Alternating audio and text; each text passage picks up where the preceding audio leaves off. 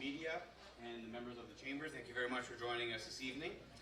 I am a past member of the Board of Directors, and this is my nth one of these. I've been to a handful of these, and actually one of my favorite things is, in the role that we get to do as volunteers, is participating in these debates and seeing our electorate at work and democracy at its best. So I'm looking forward to a lively and interesting debate.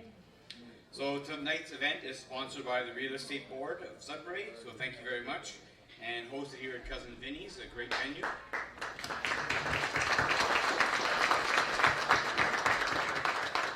There aren't too many places you can have a political debate and a beer. So thanks to the Chamber and thanks to Cousin Vinny's for setting this up. We hope tonight's event will help you decide how you are going to be casting your ballot in the upcoming election and for your local member of provincial parliament. And we urge you to have your vote on June 7th, next week. Wow, that week after, isn't it? I freaked out, didn't I? Next week, what are you talking about? The week after. So let us begin by introducing our candidates and the panelists, and I'll do my best to outline the rules of the event. So seated in alphabetical order by surname are Kevin Bro from the Consensus Ontario, Bailey Birch Belanger from the None of the Above Direct Democracy Party, Tay Butt, the Ontario Liberal Party, Joanne Cardinal, PC Party of Ontario, James Chrétien, Libertarian, Bill Brundtland, Green Party of Ontario, Matthew Del Papa, Northern Ontario Party, and France Gélinas, the Ontario NDP. So as I introduce the panelists, the real Jeff Jeffries will present himself at the microphone. So sitting at the table here, we have Ashley Sauvé, who's president of the Sudbury Real Estate Board, myself, the general manager of Ionic Engineering, and Cora DeMarco from the human resources manager at Technical Mining. And assisting tonight will be our timekeeper, Charlize Sissons, and our question reviewers, Debbie Nicholson, also your CEO, and our floor monitors, Brian Hasty, Syed Raza, and Maddie Scherzinger. Just so you know, they'll be collecting questions. If you have questions, there are papers around, just fill it out, and the questions will come around to the debate candidates. So that being said, I will turn the table over to the real Jeff Jeffries. Thank you. Thank you, folks. Sorry I'm late. I'm Jeff Jeffrey. Not quite as good looking as the other Jeff Jeffries who you met earlier. I was chair of the Chamber of Commerce from 2014 to 2015, so I've met some of these folks before. Looking forward to a good civil court discourse on the issues of the day. The candidates have been briefed on the rules of procedure for tonight's discussions, but I want to outline them briefly for you now. Each candidate will be invited in alphabetical order to address the Assembly for 2 minutes on a topic of their choice. The timekeeper will sound a bell at 1.5-minute mark to indicate 30 seconds left. Yeah, that's the bell. In each candidate's time period. The microphone will be disconnected at the 2-minute mark. Following the open remarks, the panelists will pose a total of 3 questions to be answered by each of the candidates. These questions will concern provincial issues of importance to the business community, and the candidates will have a maximum of 1.5 minutes to respond to each question. The candidates will be asked to respond to these questions in random order. The timekeeper will sound a bell indicating 30 seconds left in the time period, and the microphone will be disconnected after 1.5 minutes. Following all candidates' responses to each question, the fun part starts. They will be given an opportunity to debate the question amongst themselves for a period of 5 minutes. The timekeeper will sound a bell indicating 30 seconds left in that 5-minute time period. Following the panelists' discussions, a public question period will be held, where questions addressed to specific candidates will be posed. Any members of the audience wishing to have their question asked, please raise your hand throughout the evening, and our floor monitors will bring you a question sheet. When you are finished writing your question, please raise your hand again, and the floor monitors will come and collect them. Questions that have been submitted electronically to the Chamber by members of the public have already been passed to the panelists. Questions will be reviewed and posed to the identified candidate. Please identify only one candidate you would like to pose the question to. For these questions, the intended candidate will have a maximum of 1.5 minutes to reply. The timekeeper will sound the bell indicating 30 seconds left in the time period. And finally, following the open question period, each candidate in reverse alphabetical order will be given the opportunity for a final 2-minute summation on a topic of their choosing. The timekeeper will ring the bell at the 1.5-minute mark, and the microphone will be disconnected at 2 minutes. Interestingly, in this debate, we seem to have the first half of the alphabet, with Ms. Jelena being the last in line, whereas the Sudbury debate seemed to be the second half of the alphabet, with the exception of Mr. Crowder. So those are the rules. Now let's begin the night by calling on the candidates, beginning in alphabetical order for their introductory remarks. Mr. Breau, your opening comment, please. Thank you very much. Thank you, ladies and gentlemen, for being here tonight. Merci tout le monde. Merci pour ce soir. My name is Kevin Breau, and I'm representing a new party called Consensus Ontario. My goal tonight will be to introduce you to how we work. We're a bit different than the big three. We believe in empowering MPPs to work directly for the constituency. We do not believe in party whipping or working for your party boss. We think the way the riding feels about any issue ought to be how the MPP works and votes down at Queen's Park. We actually passed our priorities in a different way. We surveyed throughout the province and throughout the riding to identify what the voters' priorities were. The big priorities identified were healthcare, protecting it and expanding it in some cases, and long-term care, where there is a critical shortage of PS. And when you focus on what the public thinks, the public are far brighter than some of our political leaders would have us believe. The public understand a tax cut means a service cut. The public understand a new service means more money coming from the government.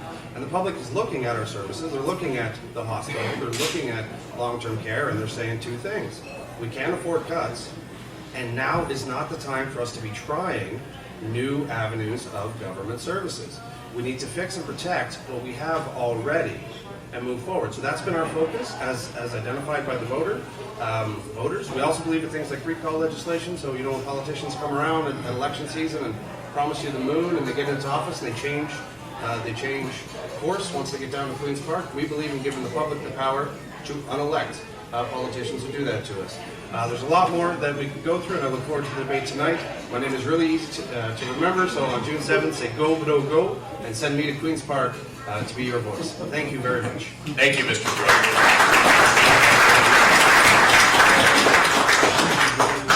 Mr. Birch Boulanger, your opening statement, please. Thank you. Good evening. My name is Bailey Birch Boulanger. I'm running for the None of the Above party. And we have three main criteria that we want, and that's responsible government through referendum and through recall. So what Sudbury needs is a true democracy, because we don't really have that. We have an electoral where we elect someone to dictate to us what they're going to do for us the next 4 years.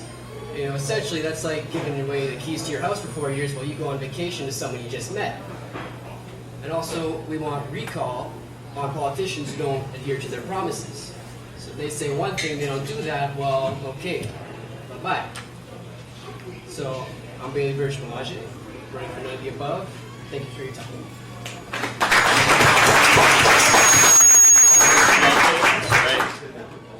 I guess that was me, sorry about that. Mr. Butt, your opening comments, please. Bonsoir, mesdames et messieurs. Good evening, Annie. It is important for us to recognize that we are on Robinson Huron territory area and show respect to our neighboring Anishinaabe communities and one of their First Nation. My name is Ty Bart and I represent Ontario Liberal Party. I'm running as I believe in liberalism, which includes care and respect for seniors, and understanding the services they need. I'm running because I believe everybody has a right to improve their living. I believe we need to protect the most vulnerable, which are young and seniors. I believe our lower and middle income segments of society need help, and I'm going to help them. I believe that people have a right for an adequate living wage so that they can enjoy their life. Free prescription medication for our seniors and youth will ensure a healthy lifestyle and actually will save us money from fewer visits to doctors and hospitals. Free college and university tuition for children of families with lower income will allow them to be the best they can be. Few short years ago, people were unable to reach their potentials because society had failed them. And now they can improve their life and the people around them. Daycare and more investment into hospitals and other infrastructure is definitely going to bring economic prosperity into our region. Thank you.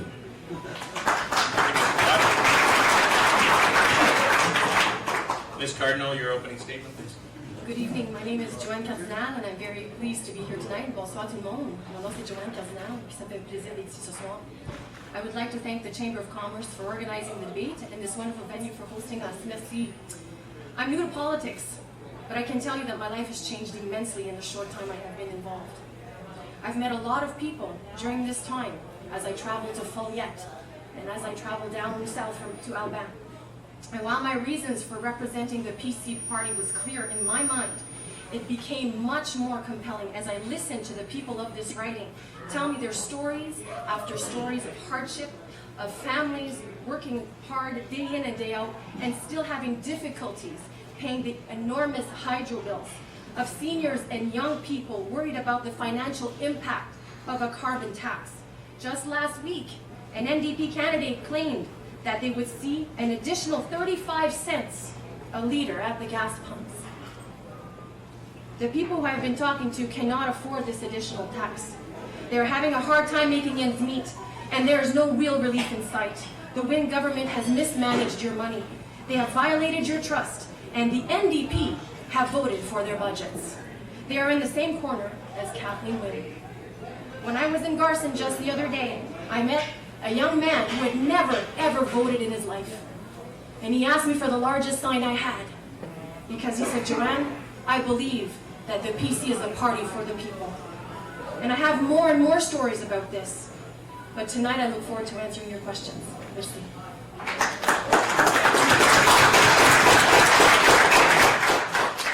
Mr. Chrétien, your opening statement, please. Good evening, my name is James Chrétien. It's my first time actually getting into politics. One thing I can say is I've spent my entire life looking at problems, fixing problems, and I look at government and all I see is problems. I think it's time somebody stands up for the people, starts actually taking a common sense approach to fixing these problems. I represent the Ontario Libertarian Party, and I plan on attempting to do my best as to what my constituents want to see done. That's about all I can say to start with.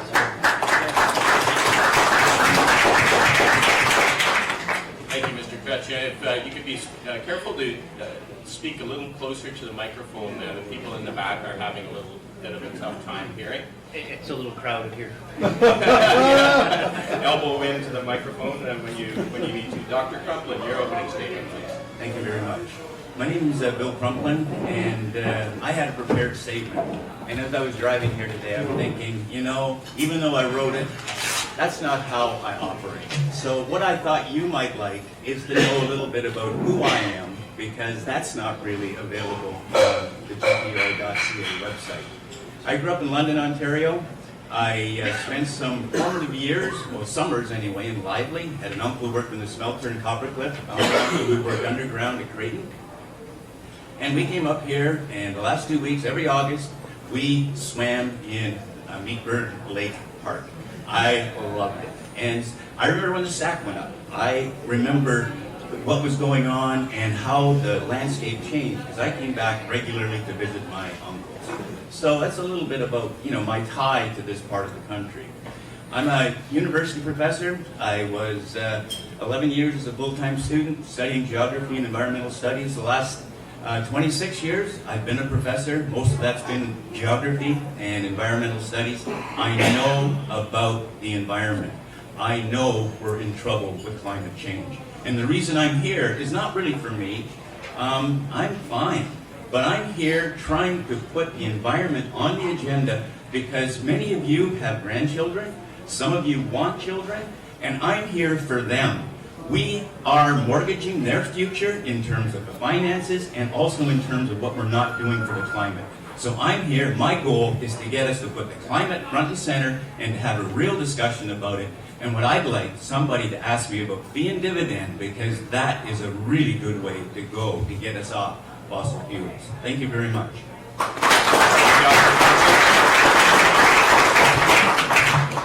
Mr. Del Papa, your opening statement. Yes, thank you. Hello, my name is Matthew Del Papa, and I am proud to be the Northern Ontario Party candidate for Nickel Belt. I'd like to take a moment to thank the Real Estate Board, the Greater Sudbury Chamber of Commerce, Cousin Vinny's, and my fellow candidates, and the audience for coming out tonight on such a beautiful day. It would be easy for me to sit up here and list all the many problems facing our province, but the Northern Ontario Party isn't about blaming others. We campaign differently, and if elected, we will govern differently. Our focus is the North and its people. We will always push this region's concerns to the forefront. To ensure this, every candidate in our party is free to vote in their riding's best interest. There is no forced votes. Our leadership does not dictate. It listens to our candidates and listens to our citizens. Democracy isn't something that happens every 4 years. Democracy happens every day, and the Northern Ontario Party will make you, the people of Nickel Belt, a part of the process. In fact, if elected, we want the public to help us govern. Every major issue will be decided by polling the electorate. Our opponents would have you believe we're a fringe party, that only the Liberals, Progressive Conservatives, or New Democrats can adequately represent you. But take a look around. How effective have Toronto-controlled parties been? What have they done for the North? The NDP gave us Ray Days, the PCs brought in amalgamation and hospital closures, and the Liberals have turned Ontario into a have-not province with a debt over $300 billion. Let me repeat, $300 billion. And yet all the major parties are promising to spend more. The Northern Ontario Party believes in responsible government. We want to see our provincial leaders held accountable to demand they show fiscal responsibility and personal responsibility. It's time to abandon divisive big city politics and deliver Northern Ontario solutions to Northern Ontario problems. It's time to deliver real change for the people. It's time to vote Northern Ontario Party and give Nickel Belt the independent voice it deserves. Thank you. And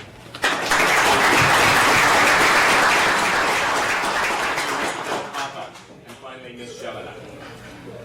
Good evening, everyone. Bonsoir tout le monde. Annie.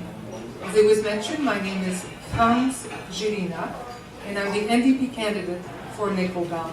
I've also had the honor to be the MPP for Nickel Belt for the last 10 years, and I would like to mention another MPP in the room, Mr. Eli Martel, who has served this area for 20 years, and thank you for being here, Eli.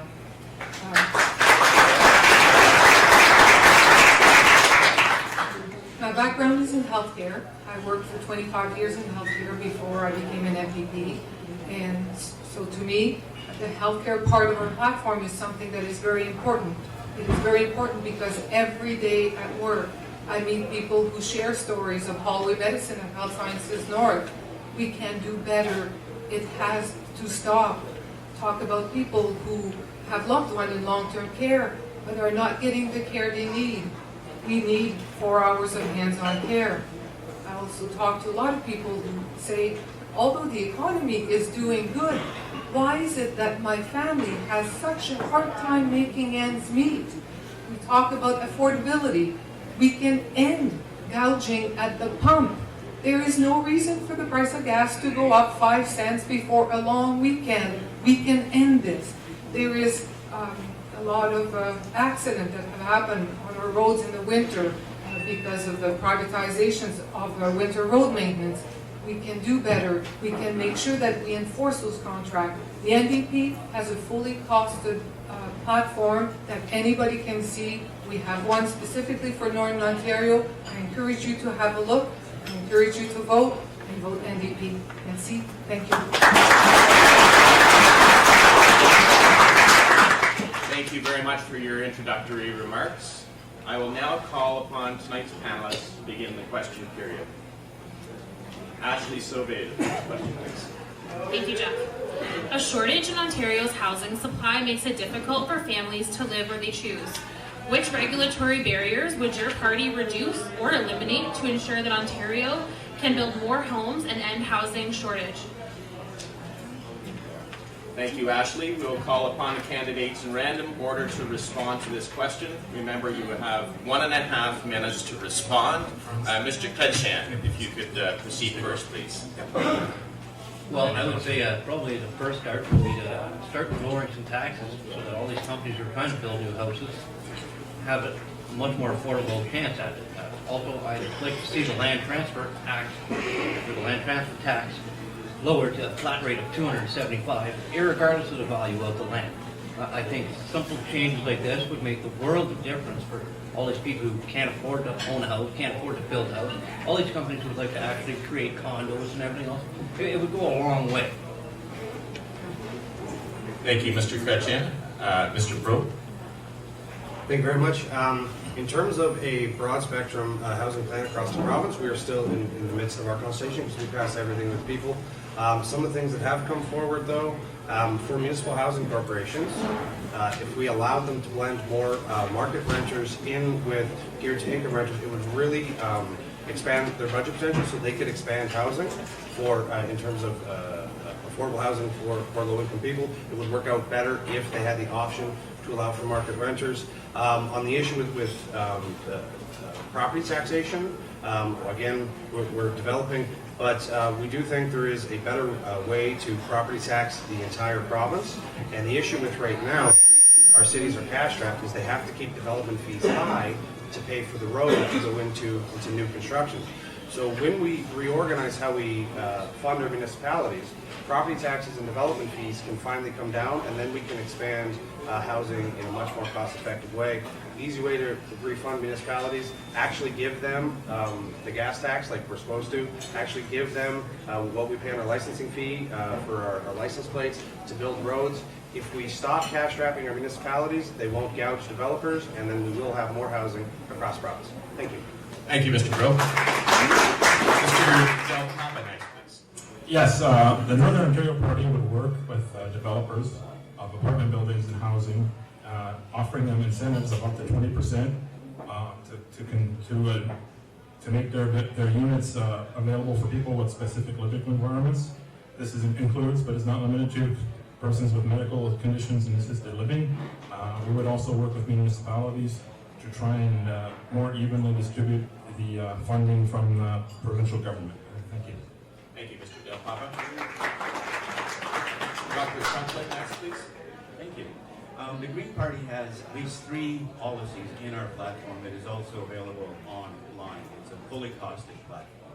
One of the first things we would do is actually at no cost. We would allow or encourage municipalities to allow things like tiny homes, and you may have seen these on the internet, have those be allowed to be put into existing developments.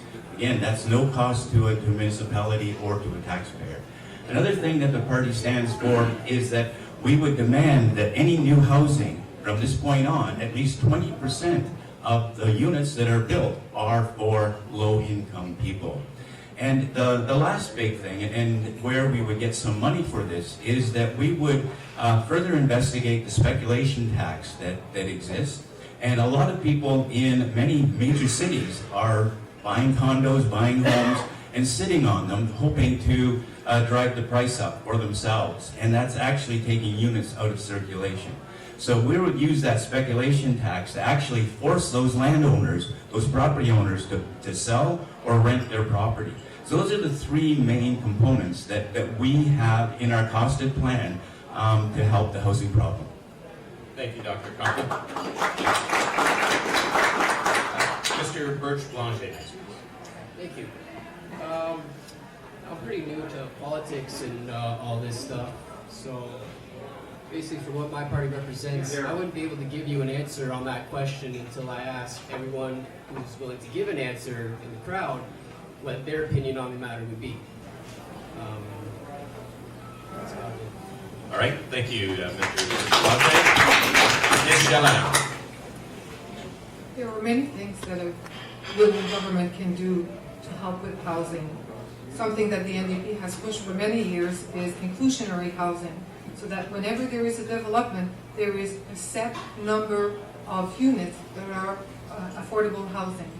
In our platform, you will see that we are committed to 65,000 affordable housing units so that people have a place to call home. We are also committed to 30 accommodation with support, what's called supportive housing, so that people who need a little bit of help to be able to live in our community will be able to do that. If you look at the way that the school tax are used right now, it varies greatly. A developer may have to pay hundreds of thousands of dollars while the other doesn't, depending on where you are. This has to be fixed so that developers know what to expect, and it can be fair, no matter if you're building in Chelmsford or if you're building in Azilda. Those predictability for developer is huge. But at the end, we have the housing crisis. Affordable housing is not there for people. It has not been built for many years. It's time to fix that. Thank you, Ms. Gemma. Mr. Butt, your response, please. Well, actually, housing is more on municipal domain. Is the issue with the municipalities.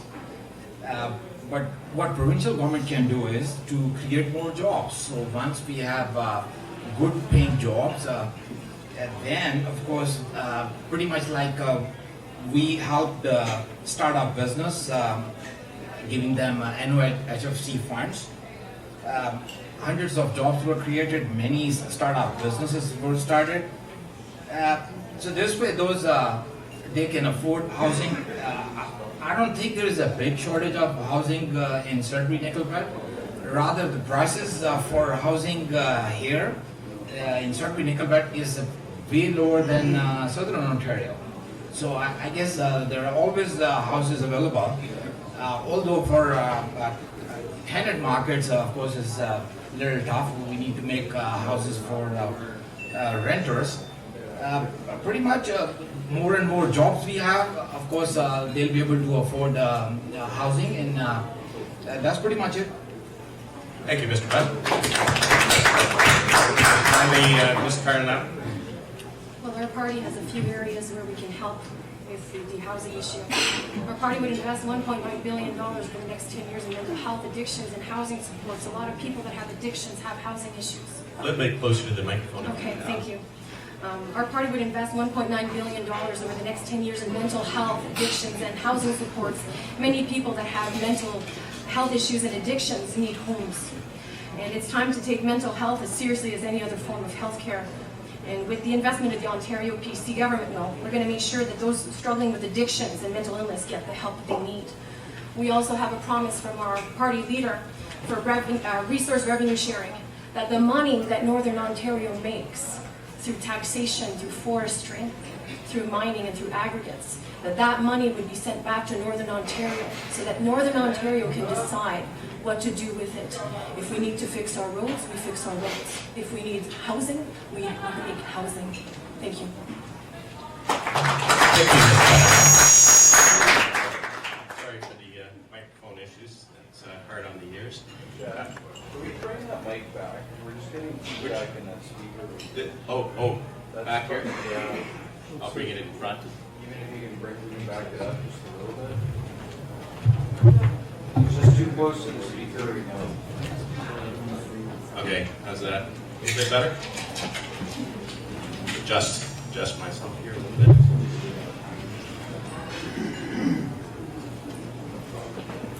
Okay, thank you. We're now going to open up this question to a 5-minute debate amongst the candidates. It's going to be a little bit hard to give you folks visual signals, so you'll have to kind of keep your ears open. But you're invited to question each other and challenge each other's viewpoint on the issue of housing and how low-income housing in particular can be addressed.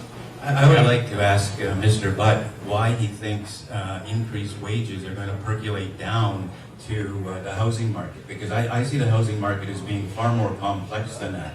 If we don't have enough units, as some of my other colleagues have said here, for low-income people and people with disabilities, changing, the economics is such that things just don't filter down anymore. I think we need to be proactive and start from the bottom and build those housing units that are needed. I agree with you what you're saying. The problem is, I just said that falls under the domain of municipalities. So as a provincial government, we only can support them. We can't do this ourselves. The Municipal Act is part of the provincial government. They're a creature of the province. You're right about that. There are lots of things that we can do at the provincial level, like building codes, for instance. Those are provincial, and those can be modified at the provincial level to help people out at the municipal level. And I can tell you that the provincial government can decide to invest into affordable housing. Right here in Nickel Belt, there are over thousands of people that are waiting for affordable housing. A third of them are seniors. Most of them are women. To not know that right here, right now in Nickel Belt, there are that many elderly women who need affordable housing is a little bit suspicious. But I will let it slide. These women used to live at home with their husband. They are in their 80s. They're women of their times. Women 80 years ago did not go to work. They don't have a pension. They don't have an income. And now that their husbands are gone, they can't afford to live in their own house. They ask for affordable housing. They're put on a list that is 4 years long. This is something that the government knows. The Liberals have been in power for 15 years. They've known about this for 15 years, and they have done nothing. An NDP government would build 65,000 new affordable housing because the wait has to stop. Mr. I've got a chance to respond. If I could ask the other candidates, if you'd like to give me a bit of a high sign, if you'd like to chime in, that probably would be best. I have a question from Ms. Cardinal. You mentioned that your government would invest close to $2 billion in housing. So can you elaborate what part of that you plan to invest in Northern Ontario? Well, actually, if you were listening to what I said, it was $1.9 billion over 10 years in the mental health area. Okay. Because as you know, a lot of people that struggle with mental health and addictions need housing supports. Yeah. Thank you. Yes, Mr. Pittman. I am actually a renter, and if there's one thing I can tell you, it's not so much the rent that kills me, it's more the actual utility cost. I've had months where my hydro bill was higher than my rent, and I have a house. I've got 3 kids. I do everything to keep the lights off, only use hydro when it's cheap. I personally think when it comes to affordable housing, we need to start looking at our utilities. Start bringing that stuff down. Make the actual owning of the property for these people who want to rent it. Make it so that it's affordable all the way around. It's not just about land taxes. It's everything combined. The BC government can help you with your hydro rates by dropping it down 12%. I don't think 12%. I personally say if we repeal the Green Energy Act, that would be a big step. Because I mean, you look at hydro. We have what? How many hydroelectric stations do we have up here in the north? We could power all of Ontario. But yet we give our hydro to Quebec so that they can sell it back to us for a cheaper amount. How does that make sense? I don't think that happens, James. They buy it at a Dr. Brundtland and then Ms. Jelena. The Green Party has a plan that's not necessarily going to make everybody in the room happy, because we want to look at moving toward a 100% renewable energy by 2050. Part of that plan requires us to buy cheap power from Quebec and Manitoba. Power coming out of the Pickering station right now is worth about 16.5 cents a kilowatt hour. Power that we could buy, that's for a residential type user. Power that we could buy from Quebec is about 5.7 cents a kilowatt hour. We could change a lot by just buying that power from Quebec over a period of 20 odd years, and we can use those savings to help us have renewable energy. It's part of our platform, and I firmly believe in it. But at the meantime, power is not free. We have to pay what it costs to generate it. But doing it from Pickering is not economically wise. And our time is up on that question. Thank you, candidates. Mr. Andre Dumas, second question, please. Thanks, Jeff. So my question is, what specific action will your party take to create a more favorable climate for businesses and investment in Northern Ontario?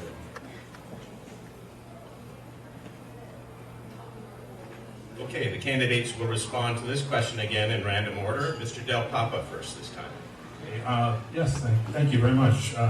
The Northern Ontario Party would promote value-added industries. Mining and forestry have always been the cornerstones of our northern economy, and we've done very well with them over the years.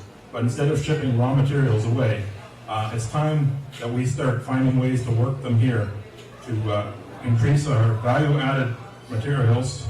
We'd like to encourage what works, including tourism and filmmaking. For instance, both are flourishing in the north, and we'd like to continue the support of these. And we look to the future, adding more training programs, increasing apprenticeships, and developing incentives for companies to move to the north. Thank you. Thank you, Mr. Del Papa. Mr. Black, next, please. So basically, our government, we started with 15,000 apprenticeship spaces, and we have invested billions of dollars in infrastructure in Northern Ontario, which means hundreds and thousands of jobs. So, which means economic prosperity, which we are seeing now. Southern Ontario, they developed economically with the immigration boom. So we have started seeing up to 600 international students at Cambrian College. And of course they are ready, once they finish their programs, they are ready for the job market. So primarily, end of the day, we need to create more jobs. And once we have enough jobs, and at the same time, the way we have been funding startup business with the Northern Ontario Heritage Fund, they created lots of jobs. So pretty much on those two lines, by creating more jobs, plus helping startup business to grow. Thank you, Mr. Budd. Dr. Copeland next, please. Thank you. There are a couple of things in the Green Platform that fit here pretty well. First of all, there's currently a $3.1 billion pot of money that's granted out every year to businesses. There are no criteria for that pot of money.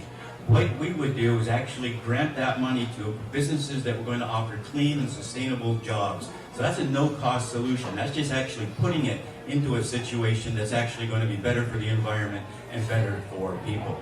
Another thing that we would do for a small business is that there's an employer health tax. I believe that's what it's called. It's EHT anyway.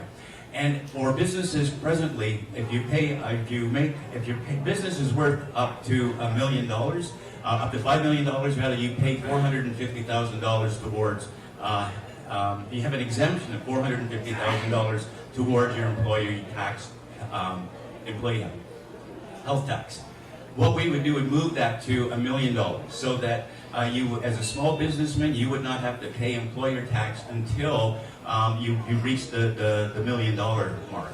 So that would be another way to help people out. There's a third way, and it happens to escape my mind for the moment. So we'll say there are two for now. Thank you. Thank you, Dr. Ms. Karina.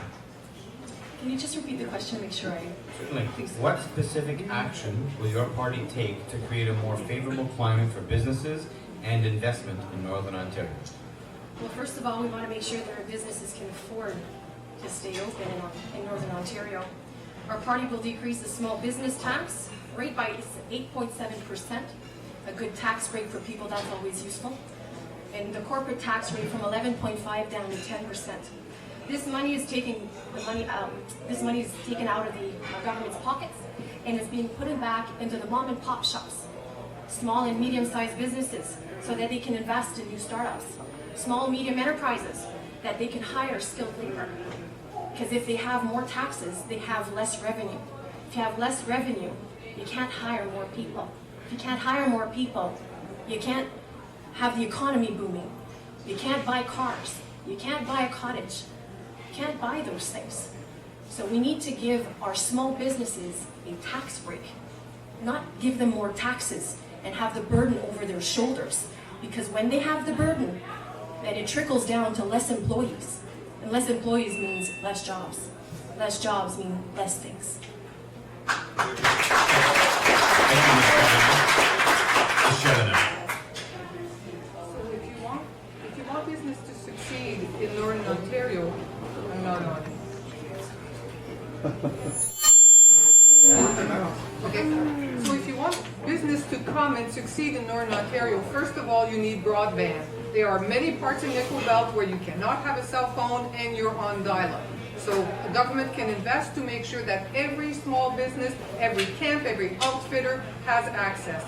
Second, the number one thing that business says is that they can't afford the cost of hydro. Bring hydro back into public hands and make sure that you give the 30% discount to everyone, business and people, not just a select few.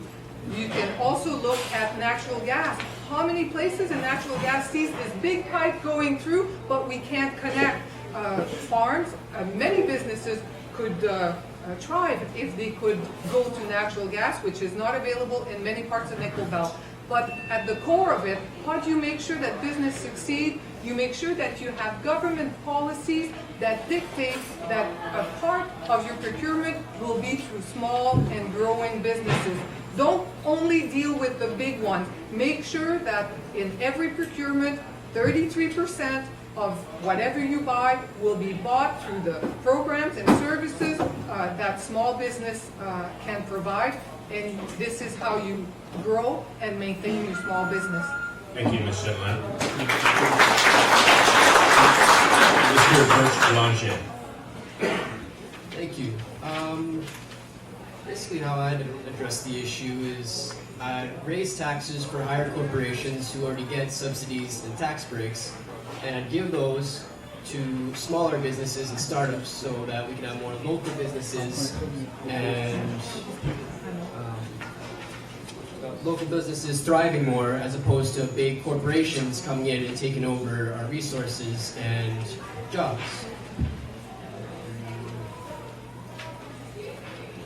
Yeah, that's all I have to say. Thank you. Thank you, Mr. Chrétien. Many years ago, my family actually had a small business, so I can honestly tell you I know a little bit about the hardship of it. And the one thing I can say is definitely we need to be doing something about property taxes, hydro rates, because these are really what jack up the rent on these commercial spaces. And then you got corporate taxes. I mean, at the end of the day, I really think we just pay too much tax. Our money's being poorly invested for what the small people need. I mean, it's great to support all these corporations and stuff like that, but at the end of the day, it's the mom and pop outfits that are not able to make any profits just because of everything combined. It's not one individual thing. It's many things piled together. And really, like I said, at the end of the day, we need to do something about hydro, gas. All these prices are just astronomical compared to what you can actually make in profits. Thank you, Mr. Chrétien. And finally, Mr. Brook. Save the best for last, I guess. I can't believe we're going last and I'm the first one to bring this up. One of the biggest issues we have with attracting investment in the north is our population is stagnating. And what we need is population growth because the company doesn't want to spend all this money to come here if we're not going to have the workforce over the long term. The first thing we have to do to stop our population stagnation, see a little bit of growth, number one is we have to start protecting our post-secondary education services. Because when our young people leave Sudbury to go to Toronto for an education, they don't move home. And that's why our population is not going up. The people who stayed here are having kids, but half the guys I went to high school with are in Toronto now because that's where they had to go for education. So that's step one.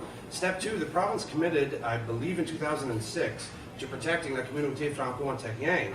And part of that plan was to bring in 5% French immigration to protect our language and culture in this province. They haven't hit it because they don't talk about Northern Ontario to people who want to come here. And let me tell you, there is a lot within the French-speaking nations, there are a lot of people who want to come to Canada. And if you show them a city with 330 lakes and a thriving Francophone community, we're right around the corner here, we go get lunch at Shaka Patat, we are going to get more immigrants coming in. And as our population increases, people will be more willing to invest in the north.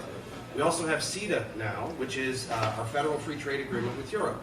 And of course, as I'm sure most of you know, Britain's leaving Europe, which means English is going to be dropped as an official language, which means all our businesses who want to do business with the EU are going to have to do it with Swiss, German, or French. Thank you, Mr. Bro. We have the bilingual population to support that. Explain Brexit in the 7 seconds Yes. you had left. Thank you, candidates. So we're going to open up this topic, which is, of course, very close to chamber members, the specific measures that your party, that you would take to improve climate for business in this province. So we're going to open up the question for a 5-minute debate amongst the candidates. Who would like to start? I Yes, have a Ms. question Marinette. for Madame Givino. The NDP government wants to buy back hydro and take back the dividends from customers and to buy back hydro. And I would like to know how much that would cost us. And at the same time, if you're increasing the business tax from 11.5% and increasing it to 13%, what do I tell businesses about that? If they want to have more tax breaks because they're struggling with Bill C-148 and they're trying to make do with what the Liberal government has done over the last 15 years. Michelle? Sure. So why do we need to make hydro public? Because hydro is not a luxury. In 2018, we all need hydro. It needs to be treated as a public good. The Liberals sold off 60% of the shares. We still own 40%. We will use the dividends that we get from that 40% of the share to buy back the shares so that we can be majority shareholder at a minimum, and we can have control so that we don't see those hydro rate continues to go up. The business, and people are telling us all the time, for business, it is their biggest worry.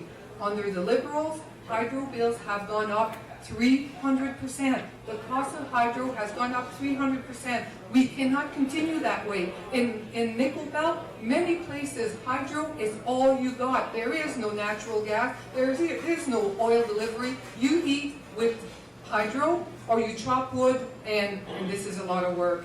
Thank you, Ms. Helena. I Taxes. believe Mr. She asked Pro. about taxes. Well, we have a number of participants in this debate. Perhaps we'll get back to you if we have time. Thank you, Mr. Bro. One thing I would like for any of the big three parties to explain to me, they all have a plan to lower our hydro rate, which is basically bailing it out with taxpayer money. How are you saving me money if you're just taking it out of a different pocket? What we've put forward at Consensus Ontario, what came up from the public, is a one province, one rate plan. Specifically on delivery rates, this would lower the delivery rate we pay in Northern Ontario, which would attract businesses, but it would also get there are third-party actors in our system driving the cost of hydro up. They don't produce any electricity, they don't maintain lines, but they buy in bulk and sell for a profit, and we pay that. A one province, one rate system would get rid of that.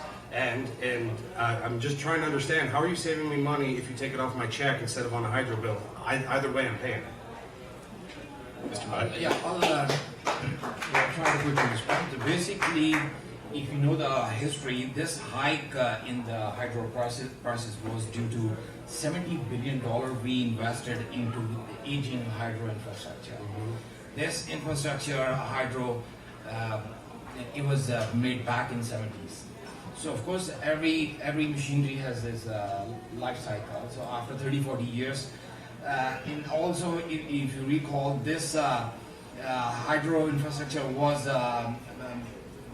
we're not the only ones that upgraded our power infrastructure. So did California. So did the state of New York. Because it costs money to upgrade. But a lot of people are upgrading, and we're the ones paying the highest rate in continental North America. I'm happy you made it green, but you spent way One at too a time, much. this isn't CTV. Once you upgrade, you put money into it, so now you have to raise the prices. Yes, but why did our prices go up so much higher than other areas that are also No, upgrading our infrastructure? hydro prices are still, of course, it would be median, they're still good in Canada. They're comparable. Thank you, They're Mr. not Mike. comparable to Quebec or Manitoba. No, I don't think so. So you're right. They're not comparable to 3/4 of Canadians, but to everybody else, I guess. Michelle and ask for another opportunity. You are absolutely You are absolutely right. I mean, the Liberal plan is to borrow $40 billion worth of money so that they can give you a temporary relief on your hydro bill, and then we will be paying for this for decades and decades. Not only did the Liberals do this, but they borrowed it through their friends on the private sector, and the Auditor General tells us that we will be paying $18 billion more in borrowing fees than if the government had just gone out and borrowed it themselves and not go through the Liberals' friends. We are being gouged.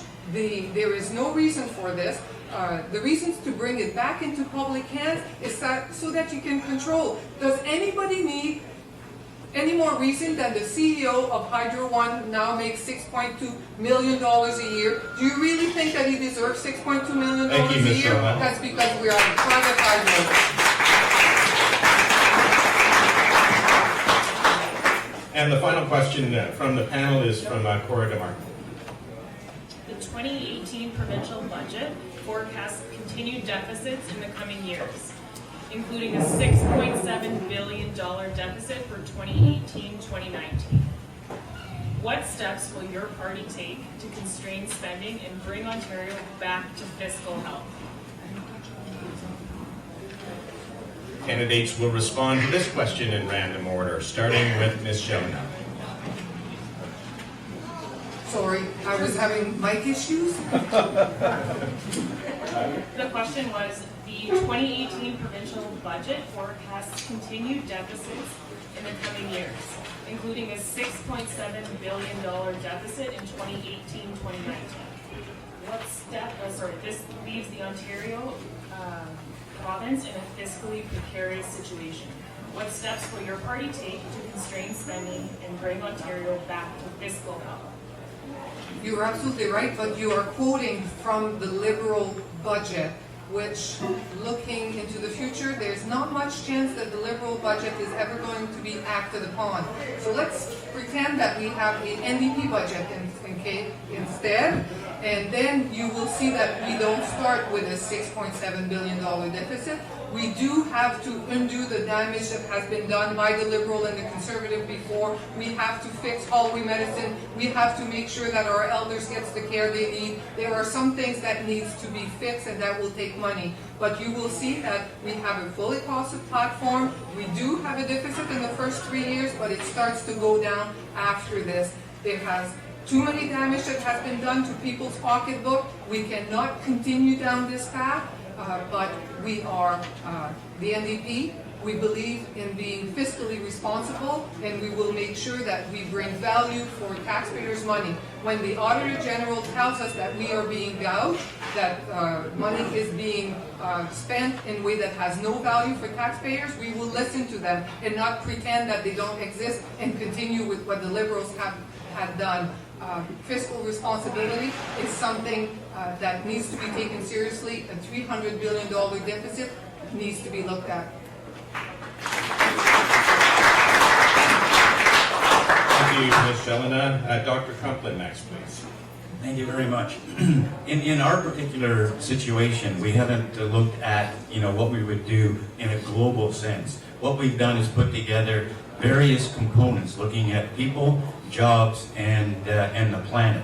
And we've tried to put together different programs that are costed in the platform that will work toward us living within our means. So it's not quite the same as the big three parties. We're interested in looking not necessarily line by line, but again, the Greens are people, jobs, and planet, and we're trying to come up with different programs within those areas to make things work. And one of the things, and I had it in my mind, and it slipped. My students called this a Crumpland moment, when in the middle of a lecture and it disappears, but it looks like it's gone again. But I had that third thing for jobs. But we're just trying to look for efficiencies in the way we're doing things. One of the big things where we can find $1.1 billion a year is actually by closing Pickering. The grinding Pickering to a halt, you just don't shut it off. It's going to take time and effort, and it's going to cost money. But it doesn't cost as much money to close it as it does to keep it going. So that's one example of where we would find money as we're going through things to balance the budget. Thank you, Dr. Crumpler. Mr. Rhodes. Mr. Rhodes? Yeah, that's my name. I was very happy to hear Flausch remind everybody that the NDP did used to be fiscally responsible. That is absolutely true. Tommy Douglas ran 17 balanced budgets in a row in Saskatchewan while bringing in healthcare, because he was convinced, as am I, that you can't bring in large-scale new social programs and have it be sustainable while you're running deficits. Unfortunately, today's Ontario NDP are cut from a bit of a different cloth, and they are planning on running very large deficits, and they've come out in 2 days ago, I think it was. There's actually an extra 1.4 billion in deficit from a costing mistake, but there's mistakes in all of their budgets. Doug Ford has promised 15,000 new long-term care beds, priced out at $5,371 a bed. The actual cost is $140,000. So I'll save you the math. That's 1.8 billion missing in one promise. And of course, the Liberals are telling us they're 6 billion short. The Auditor General took one look, said more like 12. I don't know who you guys believe, Kathleen Wynne or the Auditor General. I believe the Auditor General. If we expand healthcare and expand long-term care while saying no to free classes, free daycare, and tax cuts, we actually, over the next 4 years, only need to find $14 billion, and we have 17 coming. There is no issue with actually balancing the budget as long as we don't have to pay for tax cuts and expensive new programs. The money's there if we live within our means. Thank you.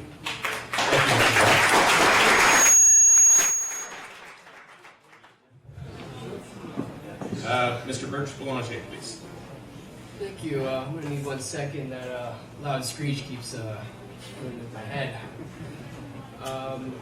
I don't know much about deficits and how all that stuff works, but what I do know is that in order for banks to loan money, they need to do it at an interest. So how can we pay off an interest with money we do not have? You know, in my opinion, we need to go back to the Bank of Canada instead of privatizing all these other little banks that we have that literally have to borrow money at a certain interest with money they don't have. So, in theory, no matter what, we will always be in debt because that debt can never be paid off. Thank you, Mr. Birch Boulanger. Mr. Del Papa. Yeah, the Northern Ontario Party would review all provincial ministries and properties to ensure the best services are provided, and where possible, consolidate ministries into one building to reduce wasteful spending on properties. We'd like to combine municipal and provincial buildings and properties to eliminate duplicated and excessive spending on both, and ideally we put Northern Ontario in control of its own finances. Thank you. Thank you, Mr. Del Papa. Mr. Chrétien. Well, I personally think it's definitely time for some fiscal responsibility. With the amount of debt we have, we can't afford it anymore. Let's say healthcare. There are 5 different levels of management in the healthcare budget before we ever get to frontline services. If you look all throughout government, there's an excess of management. I personally believe it's time we start looking at ways of shrinking this management so we can actually have more money for our services. And as well as the debt, I don't think any government should be running a deficit. We are so far in debt. Personally, myself, I have a wife, 3 kids. I turn around, I look at things like between federal debt and provincial debt. My family of 5 owes over $200,000, according to the government, because of the level of debt. Now, I'm sorry, I only have a personal level of debt in between $15,000 and $20,000. I mean, this is just insane when I stop and I look at it. I'm not at all impressed with the way things have gone. We have to change. We have to be within our means. And that's, quite frankly, it doesn't matter which way you look at it. We have to revamp the system. We have to get things under control because everything's just ballooned beyond what I believe is common sense. And really, that's about where I'm going to leave it, so I don't say anything I might regret. Thank you, Mr. Chrétien. And Mr. Butt, your response, please. Well, actually, what we are talking about, debt and borrowing and the deficit. So basically, we have made a deliberate choice to invest in care, health care, child care, and senior care, because these were the issues were very important to us. As a result, we will have a small deficit. It's not that big, and it's less than 1% of GDP. Now, we have created nearly 820,000 new jobs since the recession, and nearly 400,000 jobs under this period. Our unemployment rate has dropped to 5.5%, which has been below the national average for 34 months. Ontario's unemployment rate is at its lowest in 17 years. So yes, it was a deficit. Of course, we borrowed money, but if you look at the services being offered in tomorrow with the PC party, with all the cuts we're looking at, the choice is yours. That's about it. Thank you, Mr. Blunt. And finally, Ms. Canana. I'm glad that Ty brought up the cuts, because the cuts that we're going to do is 12% of your hydro rates. Anybody that's making $30,000 or less will get their taxes back. That's a good cut. And what about the middle class families having a 20% cut? So thank you for bringing it up. We are doing cuts. And what we'd like to do is to bring cuts to the businesses. Again, you guys need to understand that in order for the economy to run, Ontario used to be the engine of Canada. I remember when I was younger, I used to go down to Toronto and get me a job like this. And if I go down to Toronto now, I'd be stuck. But what I know is that when we lower taxes, we lower hydro rates, businesses can thrive. You guys can have a job. And when you guys have a job, you guys spend money. And when you guys spend money, you guys pay taxes. We don't like paying taxes, but we have to, right? But at the end of the day, we want for people to be we want you guys to generate the spending, not the government. Because it shouldn't be on the government's shoulders to fix their problems. You created this problem. Your party created this problem. And now the people, Doug Ford's for the people. He's going to cut your taxes, cut your hydro rates, so that you can have more money in your pockets and decide where to spend it. And when you spend it, it generates more tax, more. Thank you, Ms. Carnes. Thank you, candidates. So we're now going to have a 5-minute debate on the subject of the steps that all of you would take to reduce spending and deal with the $6.7 billion deficit forecast for this year. Who would like to start? Mr. Buck. Yeah. I would comment, one of my fellow colleagues, he mentioned that, once they go to hospital, there's management in front, and we've been also criticized that we overspend. So you guys use Sudbury's hospital, and there are always complaints that there are not enough nurses, there are not enough doctors, shortage of staff, there's not enough PSWs for seniors home. So it's not that we've been wasting money or overspending. Is the money, public's taxpayers' money has been treated with respect, and it's been spent very wisely, I can assure you. Is there a question there, Mr. Buck? No. Can I ask how wise it was to spend almost $1 billion closing a gas plant to get 2 Liberals elected last time? That was not a wise use of my tax dollars.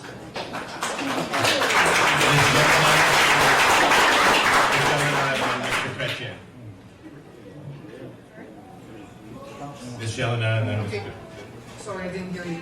So, my question is that it's all fine to say that consumer spending will increase taxes, but right now, the household debt stands at about $154,000, which is 171% of everybody's disposable income. To create jobs that are part-time jobs and precarious work that has no benefits just means that families go further and further in debt.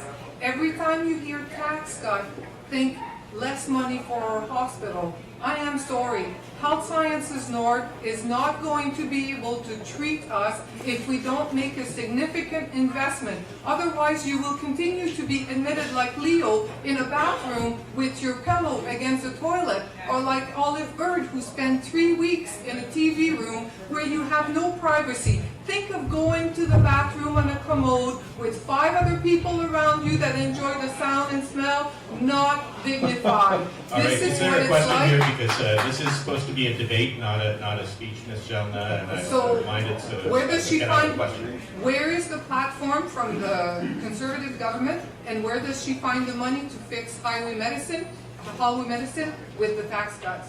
Ms. Carano. Well, we've been releasing our plan for the people of Ontario every single day. I think Facebook is a great tool because Doug Ford's been on Facebook every single day. He has rallies all the time. And you must not be paying attention, Ms. Jelena, because he's always online. He's always on social media.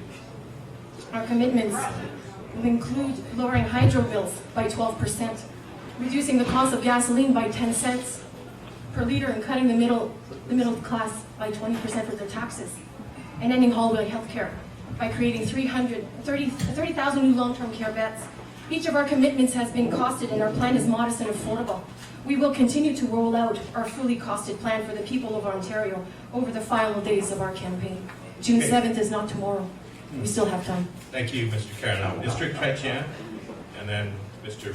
Bro, and Dr. Compton. I have a quick question, I guess you could say for Mr. Butler. He says our money was well invested and so on and so forth. But my quick question is, now you say it's a good investment. Every time I look at any government-operated system or service, I see that almost 50% or more of the budget is being spent on managerial positions. Healthcare, there was a $50 billion budget, $25.2 billion went to managerial positions. Only $24.8 billion went to frontline services. I mean, if we're crying about hallway medicine and stuff like that, I think personally that number should be a little more, like maybe 35, 40 billion on frontline services. Thank you, And Mr. the rest. Mr. Butt, can you respond to that? Yeah. We're just going to speed things up a little bit. Sure, yeah, I don't think so. What you're saying, those numbers are not right. I go to hospital, my wife works for the hospital, and I fully know that not 50% of the people, they are on the managerial positions. I don't think so. It's on your website. You can gladly check it out. And under the healthcare Yeah, budget, it was 50 definitely. billion, Yeah. 25.2. No, email me and I'll definitely clarify. It's in the liberal. Mr. Bro. I was just wondering if Ms. Cardinal could clarify a few things for us. We're all clear on where the tax cuts are coming from. The question is, once the government's revenues have been cut, how are we going to afford to pay for our services? And my second part to that is, I fully understand how Only we time for lower one taxes. part. Ms. Carano.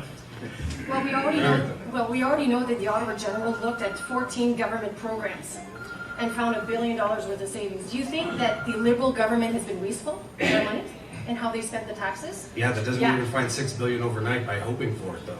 Well, she did find some without recommending a single label. I just want to vote for hope. When it's money, I'm just an accountant, and he's going to line by line the whole budget. It's going to take 1,000 auditors 10 years to do it.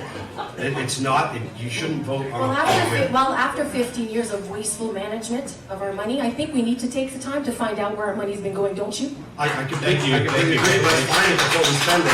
Thank you very much. Lively debate, and I thank you for that, candidates. Very good. Now we're moving on to questions from the audience. We've received a number of questions from the audience, and our panelists will begin posing them to the requested candidate. I remind the candidates of the 1.5 minute time limit for responding. Again, the timekeeper will sound the bell with 30 seconds left. First question, please, Ashley. Thanks, Jeff. My question is for Franz Jelena from the audience. Ontario needs the LCBO. Profits from the LCBO sales, $2.6 billion last year, helped pay for teachers, childcare expenses, hospitals, and infrastructure. Increasing the number of privatized outlets selling alcohol is a risk to community well-being and public revenues. How do you feel about alcohol being sold in grocery stores and Ford's statement that he would put alcohol in corner stores? Ms. Jelena. So, as I said in the opening statement, I come from healthcare. I know full well the risk to health associated with alcohol consumption. The more available alcohol is, the more risk and harm to health happens. So the system we have now is not perfect, but we can all make it to the LCBO when we want to. The more we make alcohol accessible, the more social problems will come with it. So I come from Northern Ontario. We have lots of agency store. They work fine. There are areas of our province that don't have access, and I have no problem increasing access. In my writing, there should be an LCBO outlet around Panache Lake and that area, and there isn't one, so fully open to this. But do I want alcohol in every corner store? I spent 25 years in healthcare. I've seen what it looks like when it derails. I don't want this upon anybody. Thank you, Ms. Jelena.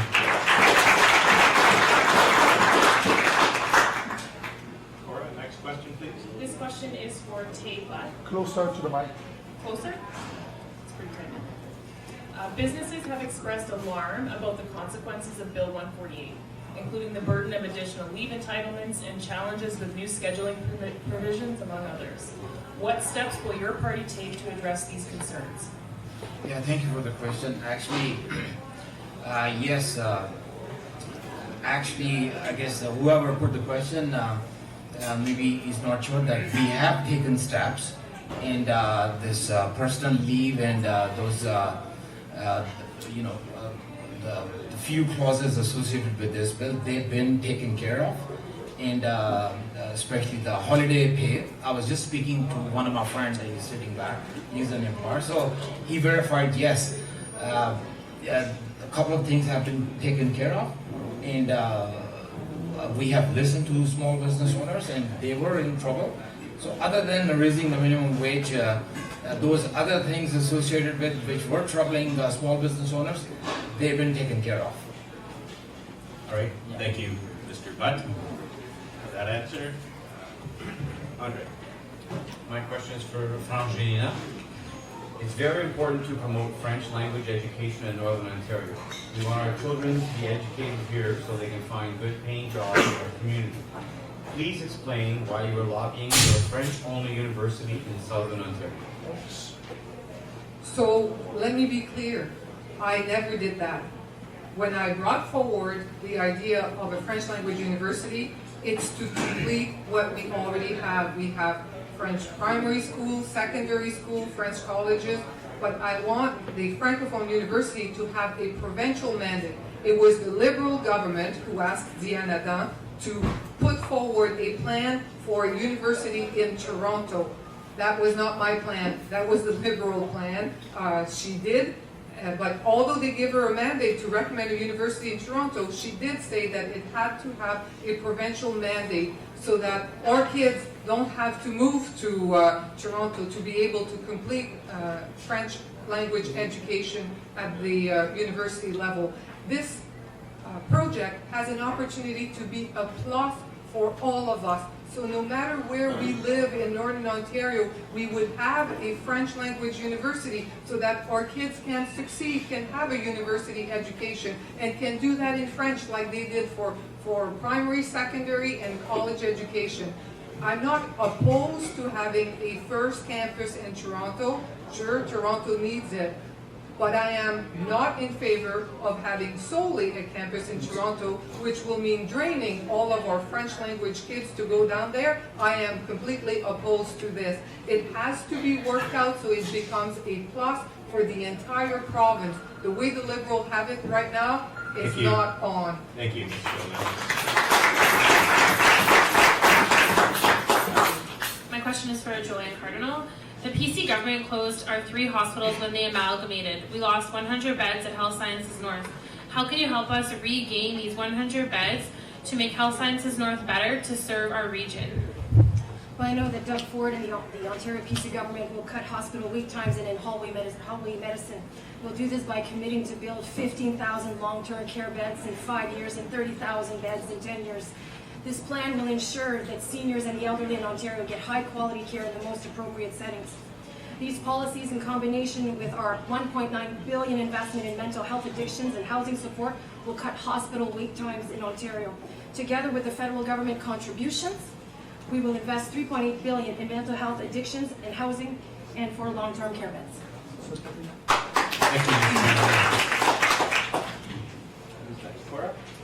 My question is for Bill Brundtland. Some voters fear any carbon pricing will be a huge burden on their pocketbooks. How can your party sell the carbon fee and dividend to these concerned citizens? Thank you. I was hoping somebody would ask me that question. A minute and a half. The fee is attached to producers at the mine, the mill, the oil well, or port of call where ships are coming in. That's where the fee goes on. And, you know, is it going to be $10 per ton, $15 per ton, whatever it's going to be year one, it's going to be ramped up every year. The money that's collected from those producers actually goes into a pot, and it's distributed to the people of the province. And it's distributed equally. So that if somebody who's from a high income, generally, you know, maybe they've got 3 or 4 cars and an ATV and God knows what else, they will get the same dividend as somebody who actually doesn't own a car.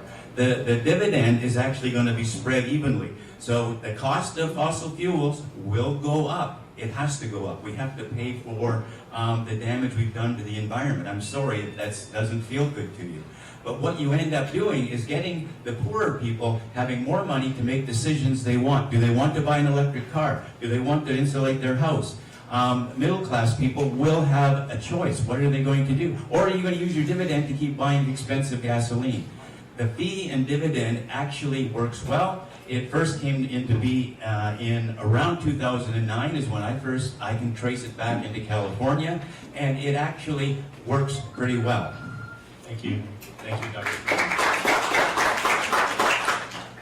Kevin Bro, with the NDP wanting to spend billions of dollars we don't have on programs and the Conservatives wanting to give a tax break which will impact services, what is your plan for your budget?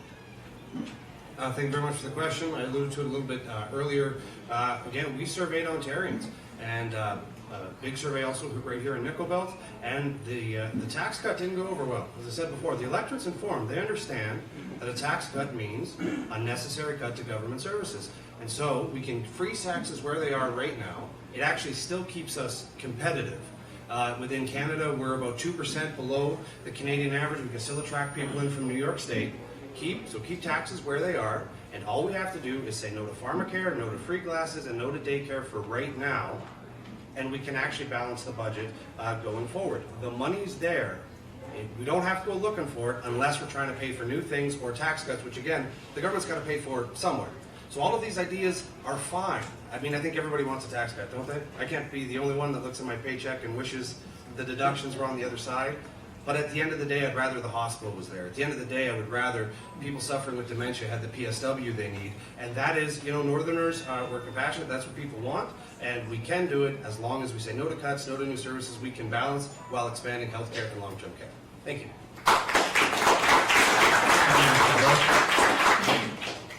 Yes, Ashley. My question is for Joanne Cardinal. The Ring of Fire presents an extraordinary opportunity for all of Ontario and Canada. What specific actions will your party take to expedite the development of this mining project? Well, our government will work with the First Nations people and municipalities and the mining companies to build roads to the Ring of Fire. Our PC government is going to introduce real and formal revenue sharing of these northern resources. That means money from mining, forestry, and aggregates will stay in the north for the people of Northern Ontario. Our plans mean it also means more money for the communities they live in. We will also work with experts regarding how to build those roads, because government should always be asking experts on how to do things instead of assuming that they know how to do things.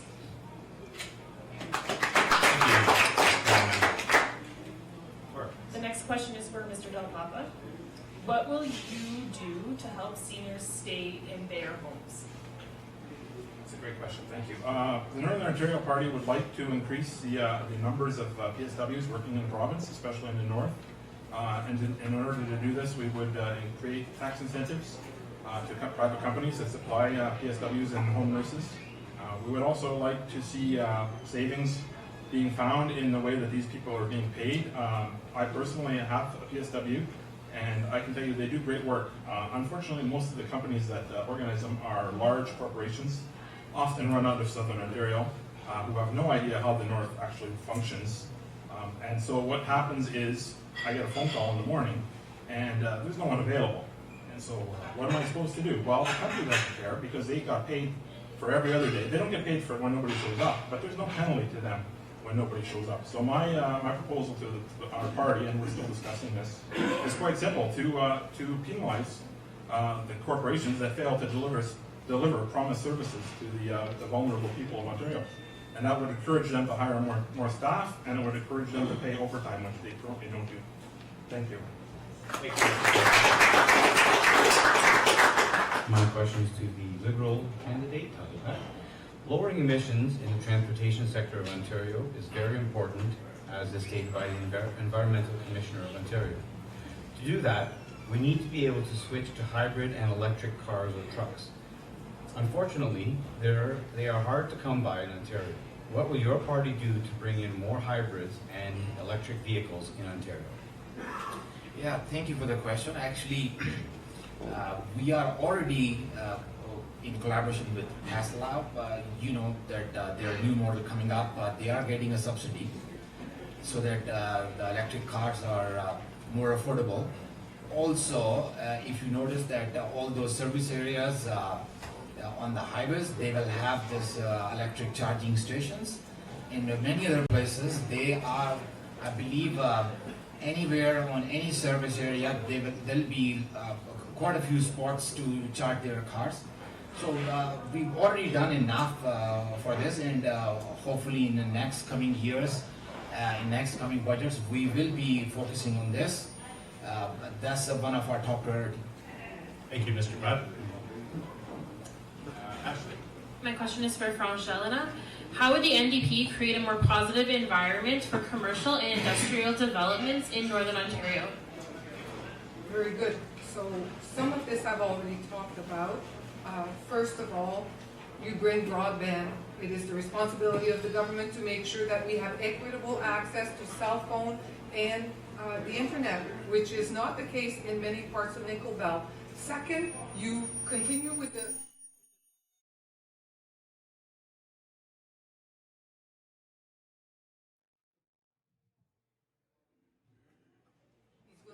He's willing to share. I've asked him. So broadband. Second is you help with energy costs. So there is no reason why when a gas line goes by that the communities in the north and the communities in Nickel Belt cannot also be hooked on. Third, price of electricity. Every business will tell you this is their biggest fear. They know that it will continue to go up and it could put them out of business. Bring the 30%, make sure that businesses are allowed to go into that 30%. If time of use don't make sense for them, don't make it mandatory. Let them opt in or out of time of use. And as I said, in procurement, we would have a 33% of procurement would have to be done in small and growing companies, in small businesses. They represent 98% of all business. 87% of people work within small business. That's 50 people or less. The government has a role to play to make sure they buy their goods and services so that they can stay in business, so that they can grow. Thank you, Ms. Gillen. This question is for Joanne Cardinal. Businesses have repeatedly called for a more strategic and focused allocation of cap and trade revenues. What steps will your party take to help businesses transition into a low-carbon economy? Well, first of all, our party will scrap the carbon tax for companies. And we'll lower their hydro rates. Don't talk loud enough, right? Well, our party will scrap the carbon tax and we'll lower their hydro rates by 12% and lower the small business tax by 8.7%. This will bring much needed relief to businesses so they can reinvest money saved to grow their business and hire the skilled laborers that they need. Thank you, Ms. Andre. J'ai une question pour Mme Gélina. Qu'allez-vous faire pour assurer que l'Université de Laurentienne respecte leur mandat envers les étudiants inscrits dans le programme en français, c'est-à-dire leur offrir des cours requis en français et leur donner leur bourse pour étudier en français comme promis? Présentement, les cours ne sont pas offerts en français et les étudiants ne reçoivent pas leur bourse. Veuillez répondre en anglais ou en français selon votre préférence. Si j'ai le droit de répondre en français, je étant donné que la question est en français, je vais la répondre en français. Since the question was in French, I will answer in French. I'll try to do a little summary at the end, so you know what this was all about. The question is about Laurentian University not always offering all of their classes in French in their French program. Donc, à l'Université Laurentienne, comme dans tous les autres, il y a 7 universités qui offrent des cours en français et en anglais en Ontario en ce moment. L'Université Laurentienne est une des 7. Malheureusement, on voit souvent que le budget de l'université ne leur permet pas d'offrir un cours qu'ils ont annoncé en français, mais tu es seulement capable de prendre quelques-uns de tes cours, les autres sont annulés et tu dois les prendre en anglais. En partie, c'est parce que le gouvernement de Mme Wynne et les conservateurs avant ont gelé le budget des universités qui a été gelé depuis plus de 10 ans.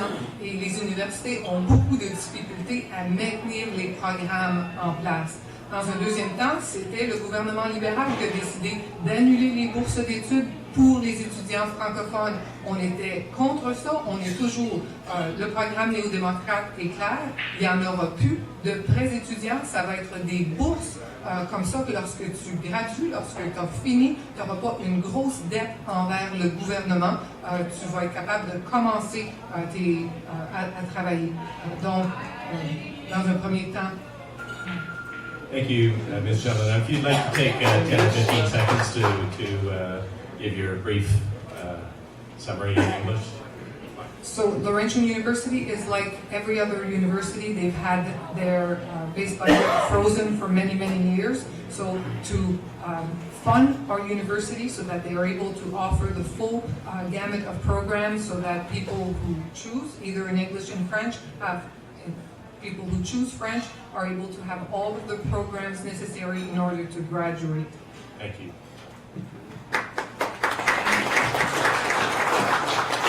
Question is for Joanne Cardinal. What steps will your party take to encourage more people to start businesses and commercialize their skills and knowledge? Well, I think I've been pretty clear all night. Well, our party is looking to lower the small business tax, right? When you pay less taxes, that gives incentives for people to start their businesses. And the corporate tax is the same thing. And I know that by doing that, it gives people the wanting to say, you know what, I want to start a business. I want to create a job not only for myself, but also a job for other people. Thank you, Ms. Kavanaugh. This question is for Kevin Bro. The province is facing a $19 billion infrastructure gap, and Greater Sudbury is facing a $1.4 billion infrastructure gap. What will your party do to address these critical shortfalls? Thank you very much. So as I alluded to earlier, we want fiscal responsibility, which means paying down on our accumulated debt already. Currently, the interest payments we pay on our loans at the provincial level is our third highest expenditure after healthcare and education. We would free up a lot more money that way. I also said earlier we need to reorganize how our municipalities are funded, which would give them more opportunities, specifically with gas tax. But also with the license fee we pay to maintain the roads. That would help the city of Greater Sudbury move forward with that. But it's also important we recognize, geographically, we are larger than Toronto plus Hamilton. We are the largest municipality in the province of Ontario, and they just pretend like we're like everybody else, and we're not. We're in a special boat. It's just like our hospital. They fund our hospital like it's a municipal hospital. It's not. It's a regional hospital. People from well outside our boundaries come in, so you shouldn't fund it at $160,000. And the province does need to up their game in funding the infrastructure here. They downgraded half the highways to the city when they amalgamated us and never came up with the money. The city can only ask for so much in terms of property taxes, so there's a lot that can be done. I think it's my turn. My question is for Bailey Birch-Belanger. What will your party do to improve access to broadband internet across Northern Ontario?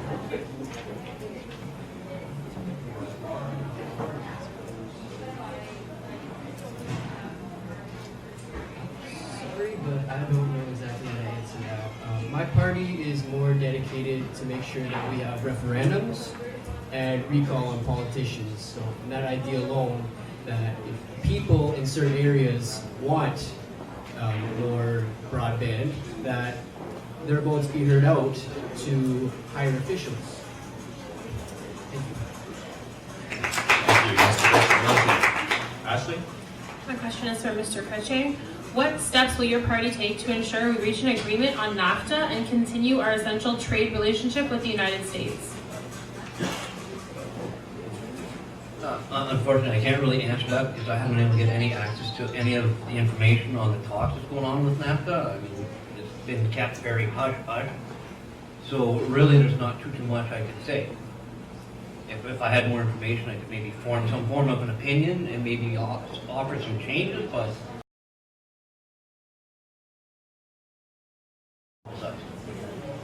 Thank you, Mr. Kretchan. Cora? This question is for France Jelena. Access to skilled labor continues to be a key barrier to business growth in Northern Ontario. What specific actions will your party take to ensure that businesses are able to attract and retain the skilled workers they need? You are absolutely right. I mean, we have many small, medium, large companies that supports the mining cluster in Sudbury that have a hard time recruiting, mainly people in the trades. So if you will see in our platform, there are 27,000 job placement, paid job placements to help people who come out of college and university and to help them make the transition. Often the business wants somebody that have a bit of experience. They're leery of employing somebody right out of school. So an NDP government will facilitate this transition with 27 per year people who will have this opportunity to finish their trade, get their apprenticeship, get their hours in, and then be able to apply for some of those jobs that are there. Also encourage people, and I would say girls and women and other minorities to go into the trades. There are lots of good jobs within the trades, within Northern Ontario, within Nickel Belt that exist, and we have the facility to teach the trades. We will now have the money to help you do the transition. Please look at it. It is something that we need to continue to grow and prosper. Thank you, Ms. Sheldon. My question is for Joanne Cardinal. With the cut your leader plans to make, and healthcare being 50% of the budget, what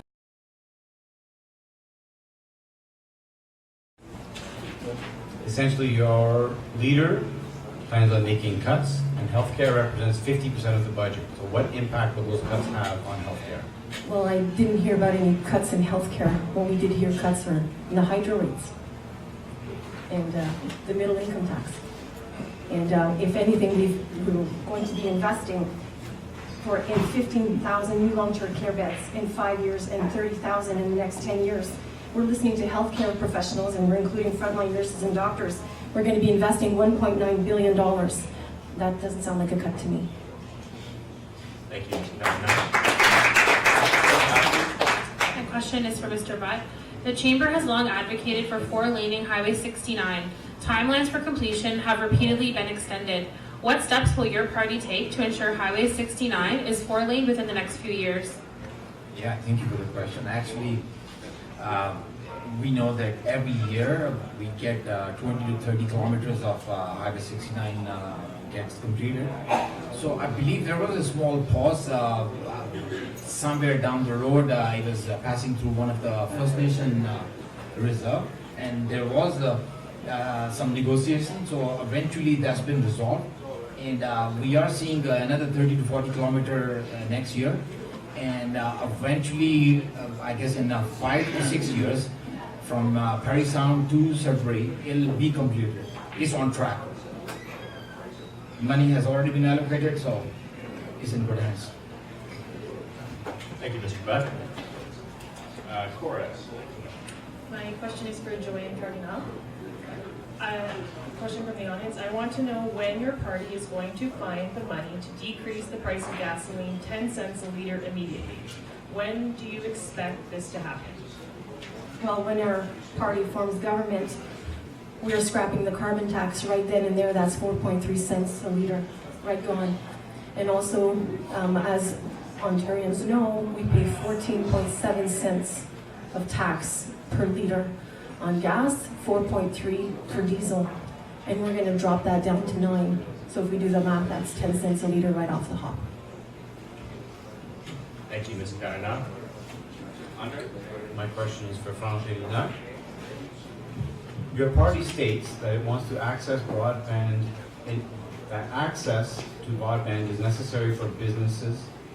Canadians pay more for internet and cell phone services than most provinces.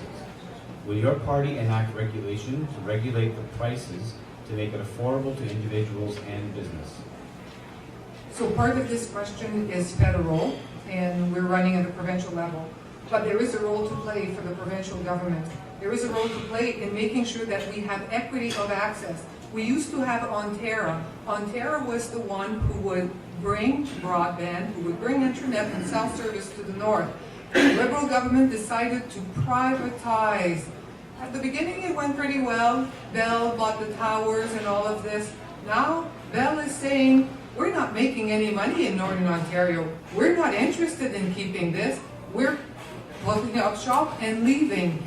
There is a role to play in 2018 to make sure that Northerners have equity of access. I realize there is no business case for Bell to come and maintain a tower in Folliet and Ivanhoe. I've argued with them enough. But there is a role to play for the provincial government to make sure that all of those lodges, all of those businesses continue to have internet access. Because if you don't have internet, you don't have your next customer, you don't have your next visitor. And if you don't have cell service, then all of those thousands of snowmobilers that went up the Northern Highway, they had beautiful snow all winter, they don't want to go if their cell phone doesn't work, because if they fall off and need help, they want to be able to make sure that their cell service. There is a role for the government to play to make sure that we have equity of access. It will cost money, but this is our tourist industry has an opportunity to prosper. The people of the North can stay in the North and stay connected. Thank you, Ms. Shelena. My question is also for Frangelina. When are we going to get tough on juvenile crime? It's getting out of control. So there are, and it doesn't say what kind of juvenile crime we're talking about here? It does not. Okay. So I will pick one. There are lots of young people who abuse street drugs and get picked up by the police because they abuse street drugs. They cause a lot of problems to themselves, to their family, and to their community. So one of the issues that we will put forward is we will put mental health workers and addictions workers to work with our police officer so that when you see young people who come in trouble with the law, who gives a lot of heartache to our community, it won't only be the police dealing with them, it will also be somebody connecting them to the support they need so that they can deal with their addictions. When it comes to children and youth mental health, we have seen a tremendous increase in the number of emergency room visits, the number of admissions of youth dealing with substance use and substance abuse, and those are related. The minute they are addicted, they run out of money, they start to do all sorts of crime to feed their addiction. Let's go to the root of the problem. Let's give them the mental health. Did you know that right now a child who needs mental health support will wait 18 months in Sudbury to have this support? This is not acceptable. Those 18 months of problems could be solved. Thank you, Ms. Shelman.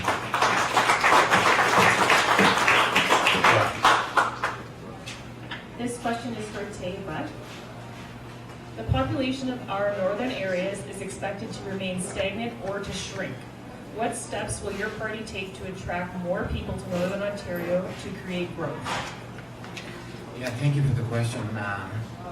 Again, I recall years ago, I was part of City of Sudbury's panel. I forgot the name, but the objective was to make City of Sudbury into that pilot program where it would attract newcomers. Because all the newcomers that were coming to Toronto, and if something was offered to them, some sort of housing or job market or some attraction, so they would come to Sudbury. So So I guess again it falls under municipal, and of course that group was given some money by province. So they have to be more proactive, again come up with certain ideas and policies by which they advertise their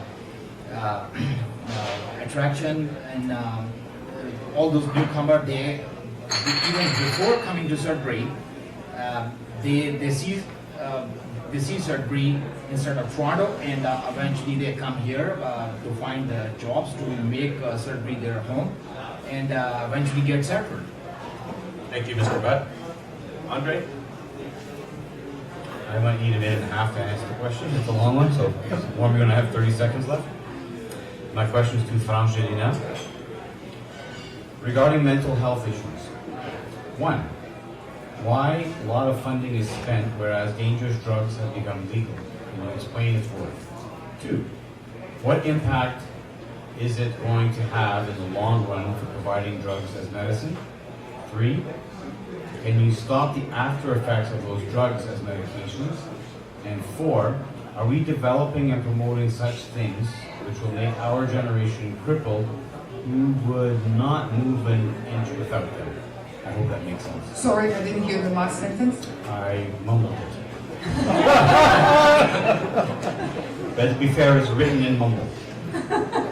Are we developing and promoting such things which will make our generation crippled who wouldn't move an inch without them? Drugs, I presume you know what that is. So if you follow the media, you will see that there's a crisis in drug overdose directly linked to opioid. Opioid are drugs that physicians and different reasons people get addicted to those drugs, and then we see in Ontario last year over 1,000 people died of an opioid overdose. 1,000 of those deaths were preventable, and yet when over 900 doctors from throughout Ontario asked the Liberal government to declare an opioid emergency, a public health emergency, they refused. They refused, and that means that we continue to see here in Sudbury people dying when, with the right support, they would be able we can treat addiction, and you can get off of that addiction and live purposeful, normal lives like all of us.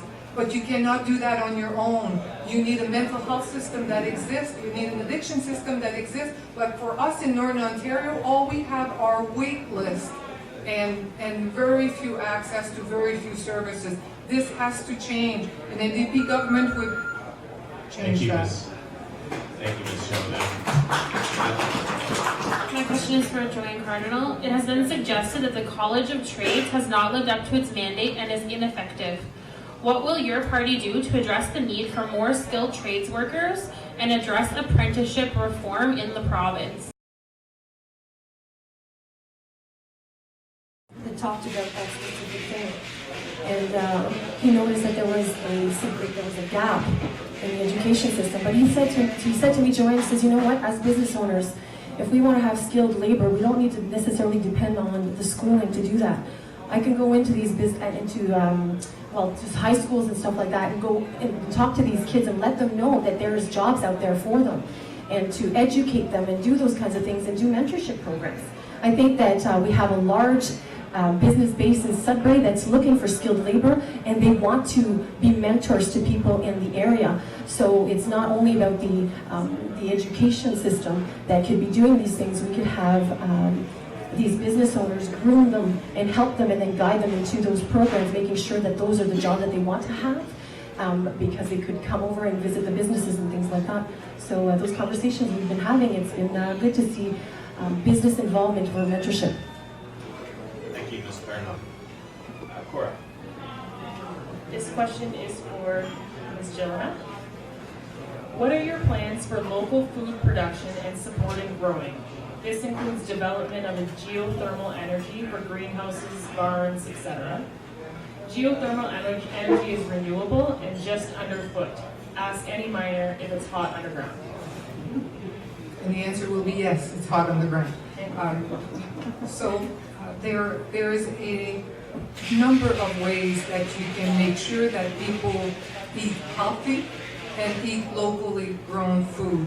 One of the ways to do this is to teach it in school, to make sure that when our kids go to school, they learn about locally produced food, they learn how to cook it, and they learn how to enjoy it. This is something that is in the NDP plan to make sure that we have a locally grown strategy to encourage healthier living. We can grow many different sorts of food in Northern Ontario, and I would tell you that with climate change, there are more and more variety of food that we are now able to grow in our own backyard. It's a question of supporting our farmers. This is something that an NDP government would do, making sure that they have the insurance, making sure that they have the startup money so that they're able to do this and prosper. I still have 30 seconds. And for green form of energy, certainly geothermal is a renewable form of energy. There are many different green energy that is feasible in Northern Ontario, whether we look at run of the river, whether we look at geothermal, solar panel. There are many ways to use green energy for food production. Thank you. My question is for the Liberal candidate. What role do you see immigration and international students playing in Northern Ontario's economic well-being? Yeah, thank you for the question. I guess I've been teaching part-time at Cambrian College, and that's where I saw the influx of those international students coming in. And they've been playing a very important role. Of course, they are skilled, more dedicated, and they are ready for job market. And eventually, after completing their program, the next step for them was their permanent residence. So they've been looking for employers or job offers and all those things. Just the other day, I guess with my other colleagues, we were at Elizabeth Center where we heard that they needed personal support workers for our seniors. So the question was raised if we can use those students, but we were told that there was a shortage. Sorry about that. No problem. So we can use those students in that program, and eventually we can reduce the shortage of personal support workers. So they are. Another thing was to us that those students, they were using our taxpayers' money, but I cleared that no, those international students, they've been paying like $15,000 for the tuition once they come in. And so they are adding to our economy and to our job market, and thank you, Mr. So far it's been very nice. Thank you. Ashley, next question. My question is for Franz Helena. How can we improve care outside of hospitals to prevent people from ending up in the emergency department at Health Sciences North? Very good questions. I would tell you that if you ask most elderly person where they want to live at home. But sometimes as you age, you need a little bit of support.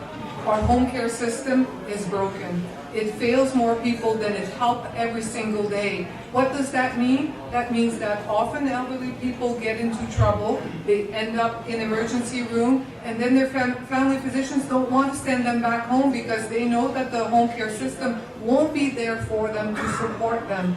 It doesn't have to be that way. We can look to Quebec, we can look to Manitoba. They have strong home care program that helps people. We can do this in Ontario also. We can focus on making sure that the limits that was put by the Harris government, the PC government, and kept by the Liberal government don't have to be there. Right now, your care may be that that your needs may be that big, but there's a rule that says you can only have that much care. Where does this come from? In no other part of our healthcare system do we limit the care you need. What makes us Canadian, what makes us Ontarian is care is based on needs, not on ability to pay. That should apply to home care also. Let's build our home care system so that it is there to support people in their own home where they want to live. It is the cheapest care that we can provide, and yet it is the best care because it is in your home, where you want to be, surrounded by the people who can help you. It is doable. An NDP government would do that. Thank you, Ms.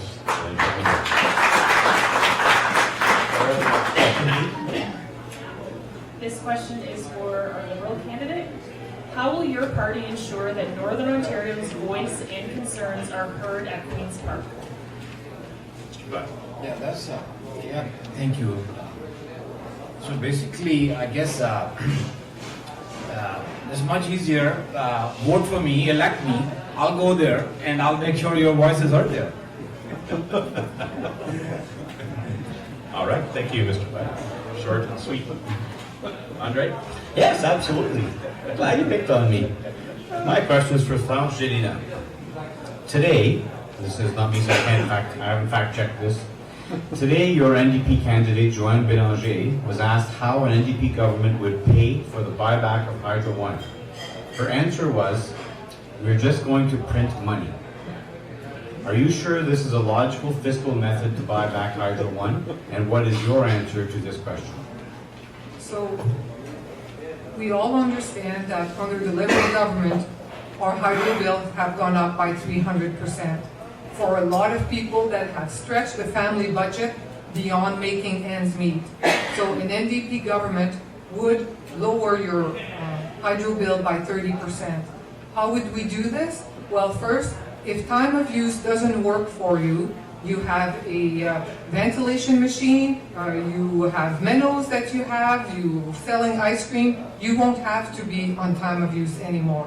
We will buy back the shares. Right now, 60% of the shares of Hydro One have been privatized. We still own 40% of the shares. We can take the dividends from those shares and buy them on the open market. Anybody can buy shares into Hydro One till we become majority shareholders in it again, so that we can direct how Hydro Ones will be managed. And I can guarantee you it won't be managed by somebody who's making $6.2 million a year or by board of director members who makes $250,000 a year for about 30 hours of work.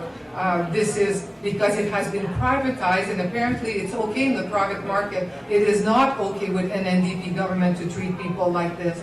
There is economies that can be realized by, there are some really, really expensive contracts out there that exist. Basically, the Liberals give Liberal friends really lucrative contracts. You and I are paying for this. We can renegotiate that. Thank you, Ms. Sheldon. Ashley, the next question. My question is for Tate Butt. This question is from the audience. I resent being compared to Southern Ontario. We are one of the highest tax communities already because we keep having the Liberals compare us to Southern Ontario. How does the Liberal Party plan on reducing the startup fees and taxes builders are strapped with? Thank you for the question. I guess if you are talking about property tax, so again that falls under municipal domain. You know how municipalities work, that of course they need money to serve the people living in municipality. Sudbury Nickel Belt is a large place, so of course they need more money to plow snow and give you all those services. So for that they need taxes to be able to afford all these things. I guess I visit Southern Ontario. I guess our taxes are comparable with Toronto. Those places are very expensive, and we are still lucky that here the housing market is in control, and our taxes are within somebody's reach. So I guess we're still living in Northern Ontario, in Sudbury, the kind of service we enjoy, we are lucky. So it's not that bad. Thank you, Mr. Butt.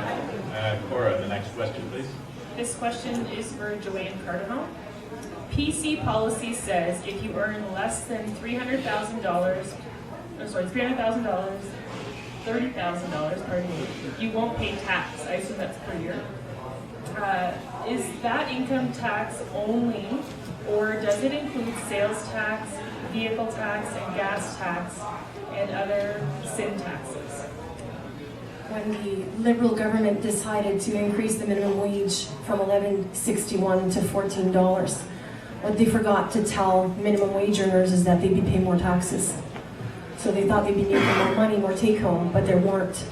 So the PC government saw that, and they said, well, if we're really going to be helping out our minimum wage earners, we're going to make sure that anybody making $30,000 or less, part-timers, full-timers, whatever, if you're making $30,000 or less, the provincial tax that you pay off your paycheck will come back to you when you do your taxes. Okay, thank you, Ms. Caronel. Andre. My question here is for Frangelina. What is the NDP's stance in regards to the Guaranteed Basic Income Plan, which is currently being piloted in 4 Ontario communities? So, if you don't know, there's four pilots going on right now throughout Ontario to look at, rather than having Ontario Works and Ontario Disability Support Program, people would have a minimum income guarantee. This is something that we have, that we're very interested in.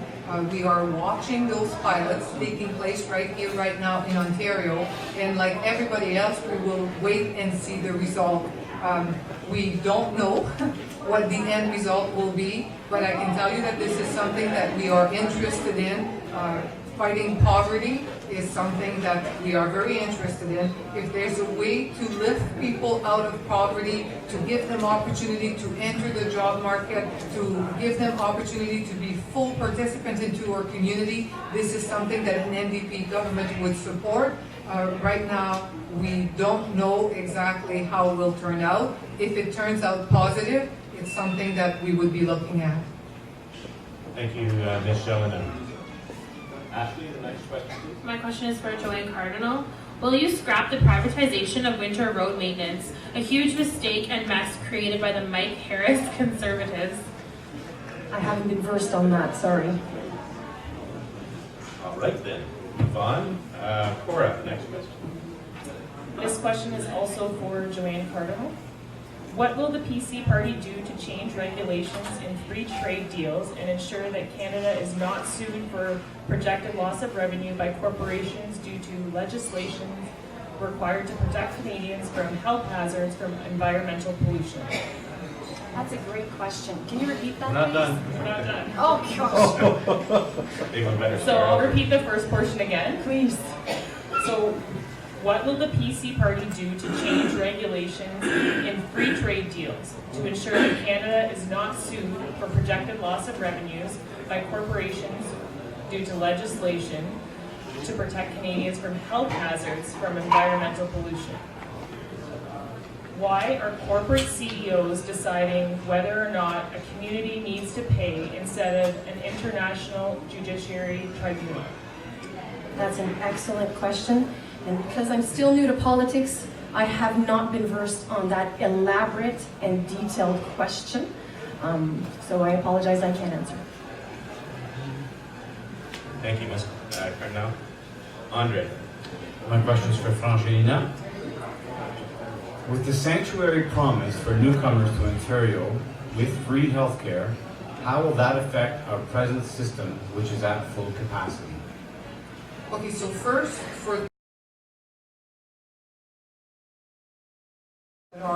it is that if your life, and I add limb, but the platform only talks about life. If your life is in danger and you go to a hospital, our physicians and nurses don't want to turn you away because you don't have insurance. So if your life is at risk and you are in the ER, the physician and nurses are not going to turn you away. They're going to give you the care you need so that you don't die. You will be billed for that care if you don't have a health card, and you will also physicians and nurses don't want to report you as an illegal immigrant. They will provide the care to keep you alive and send you on your way, send you the bill, hopefully you can pay, but they're not going to report you as an illegal immigrant. It happens already in many of our hospitals. Those people, physicians and nurses, went into those professions to help people. They cannot look at somebody who's about to die and say, because you are illegal in here, we're going to let you die. This doesn't happen very often. It doesn't happen in many communities, but when it does happen, it would give our physicians and nurses the backing up that it is okay to save their lives, send them on their way, we will build them. Thank you, Ms. Jelena. We're either down to the last three questions or one more question each, so three more questions to go. Ashley. My question is for Joanne Cardinal. Businesses throughout Ontario continue to cite the regulatory burden as a serious barrier to investment and growth. This is especially true in Northern Ontario, where businesses are typically smaller and less equipped to handle continually changing regulations. What steps will your party take to create a more efficient regulatory system in the province? Well, I know that we have our customer service coming in, and that we'll have one phone number that our small businesses can call, or anybody in Ontario can call when they're applying for permits, when they're trying to do anything. As you know, when you're calling the government, call this number, oh, that's not the right number, call this number, and you're eventually calling multiple numbers in order to get an answer. But with the Tory government, we're looking at streamlining, having one phone number to get your answers, and regulation, cutting the red tape and cutting every single phone number to call to get answers. Thank you, Ms. Cardinal. Cora? Sure, this question is for Tay Butt. Businesses are still determining the full impact of Bill 148. A preliminary peer-reviewed analysis from the Canadian Centre of Economic Analysis found that it would create a $12 billion challenge for Ontario businesses. How would you address this challenge? Yeah, that's a good question. Actually, before raising the minimum wage, which is now a living wage, a study was done. Many other provinces in Northern America, they were studied, and those studies proved that it would create a good impact. Secondly, our economy is growing. We can see it. We have created thousands of jobs. And finally, we have the lowest unemployment in years, and we are leading the G7 countries. So I believe, and so far, we're not seeing any impact of this higher minimum wage. So it's been received very well so far. Thank you, Mr. Butt. And finally, Andre. I'm sad to say we have the last question of the evening. It's been riveting. Frangelina, you had the honor of having the last question. Pembina's online climate policy simulator shows that carbon pricing is the core driver to greenhouse gas emission reduction. What will your party do to bring non-believers, both politicians and citizens alike, to embrace carbon pricing? This is a very good question. This idea of cap and trade has been so poorly implemented that when you don't know what it's about, the human reaction is to doubt it and then to imagine the worst.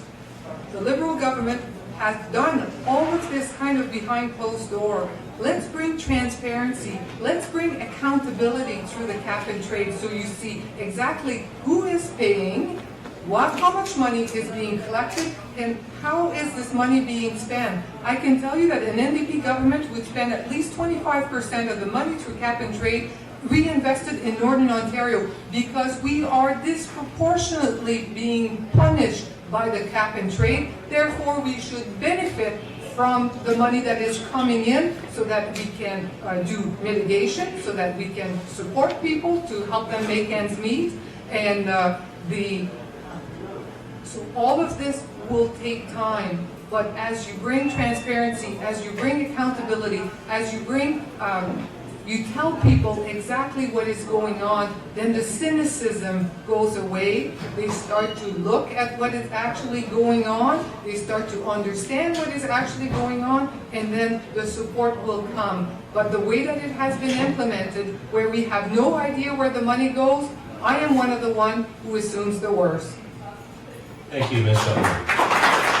And thank you to the audience for all those excellent questions. They've challenged the candidates in various areas, both some in federal jurisdiction, which messed up the candidates a little bit, but very well done. Thank you for the questions, and thank you, candidates, for your answers. And now, the final part of the evening, we will move on to our closing remarks from each of the candidates in reverse alphabetical order. You have 2 minutes. The bell will sound after you have when you have 30 seconds left. Ms. Shillina. Thank you, everyone, to listening in and taking part of the debate. I wanted for everybody to understand that to be an MPP, you have 2 parts to the job. The first part is the part that you see on TV, the part that you've seen around, where you get to be the voice of the people that you represent. For 10.5 years, I have been the voice of Nickel Belt. I have been represented the good people of Nickel Belt at Queen's Park. I'm sort of, I don't know if I'm proud to report, but I'm usually one of the top 5 MPP when it comes to how many times I address things forward for the people of Nickel Belt. This is only half of the job. The other half of being an MPP is to bring the programs and services of the provincial government back to the people of Nickel Belt. So if you have an issue with healthcare, an issue with education, access to Crown land, community services, anything that is the responsibility of the provincial government, you can come and see me. You can come and see your MPP. We have access to people, to knowledge that only MPPs have access to. We can help you. I don't make promises that I can't keep. We're not able to solve every problem. But I can guarantee you that if I can help you, I will put in the time, the effort. I won't give up till we're able to help you. But at the same time, if it's not possible, sometimes it is not possible. You have a chance right now to elect a new government. I think it's pretty safe that we're not going to have a Liberal government starting June 8th. You will have a choice. You can go with the PC or you can go with an NDP government. It will be up to you to choose. What I would tell you is choose change for the better. Choose the NDP. We have a good platform that will undo the damage and make the province good again. Thank you.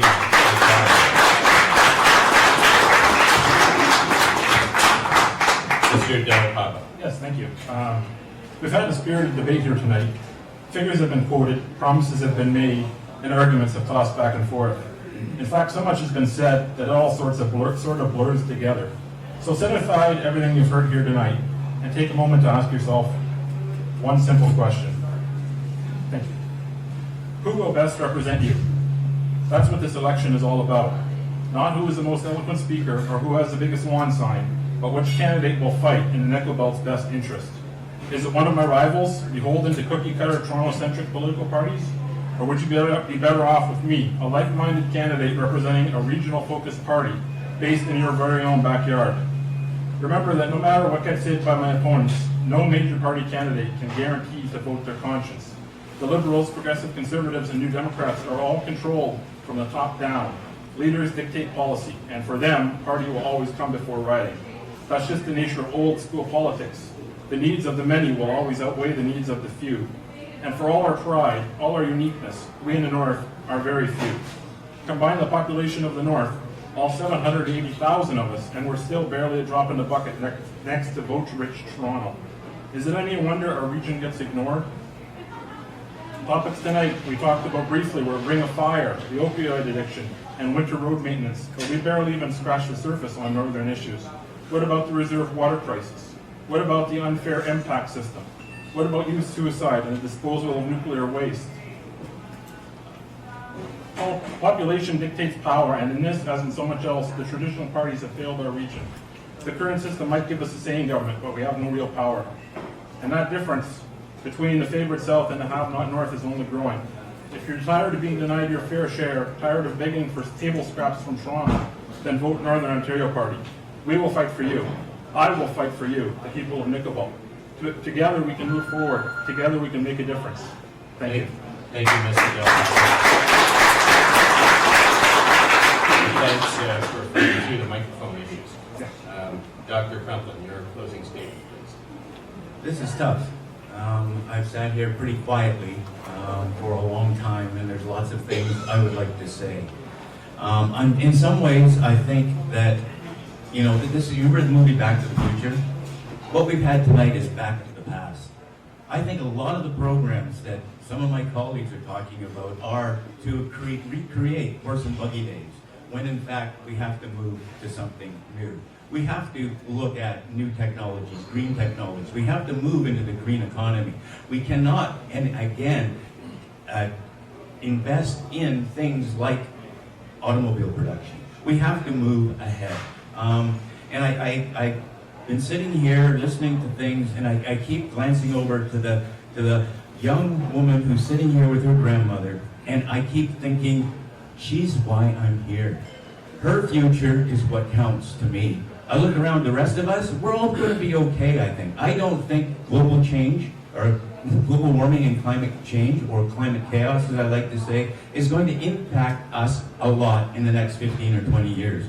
But dear girl, if you're still alive in 15 years, my name is pretty unique. There's only me and my stepmother in the entire country with it. And if you come up and say, what did you do? Here I am. I'm trying. So please, think of your children, think of your grandchildren, think of getting rid of the horse and buggy. It's time for us to move on and invest in clean, green, and high-tech investments. Thank you.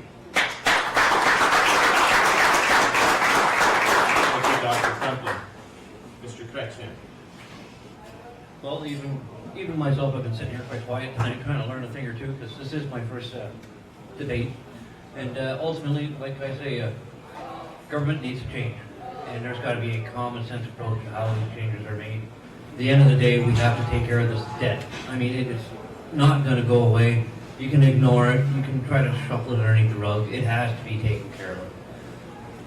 There's going to be some tough times coming up, and we need to work together to get through them. Hopefully, with some time and some experience, I can show you guys I will have a great voice for Nickel Belt.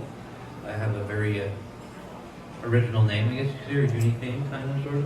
It should be well listened to all over the country.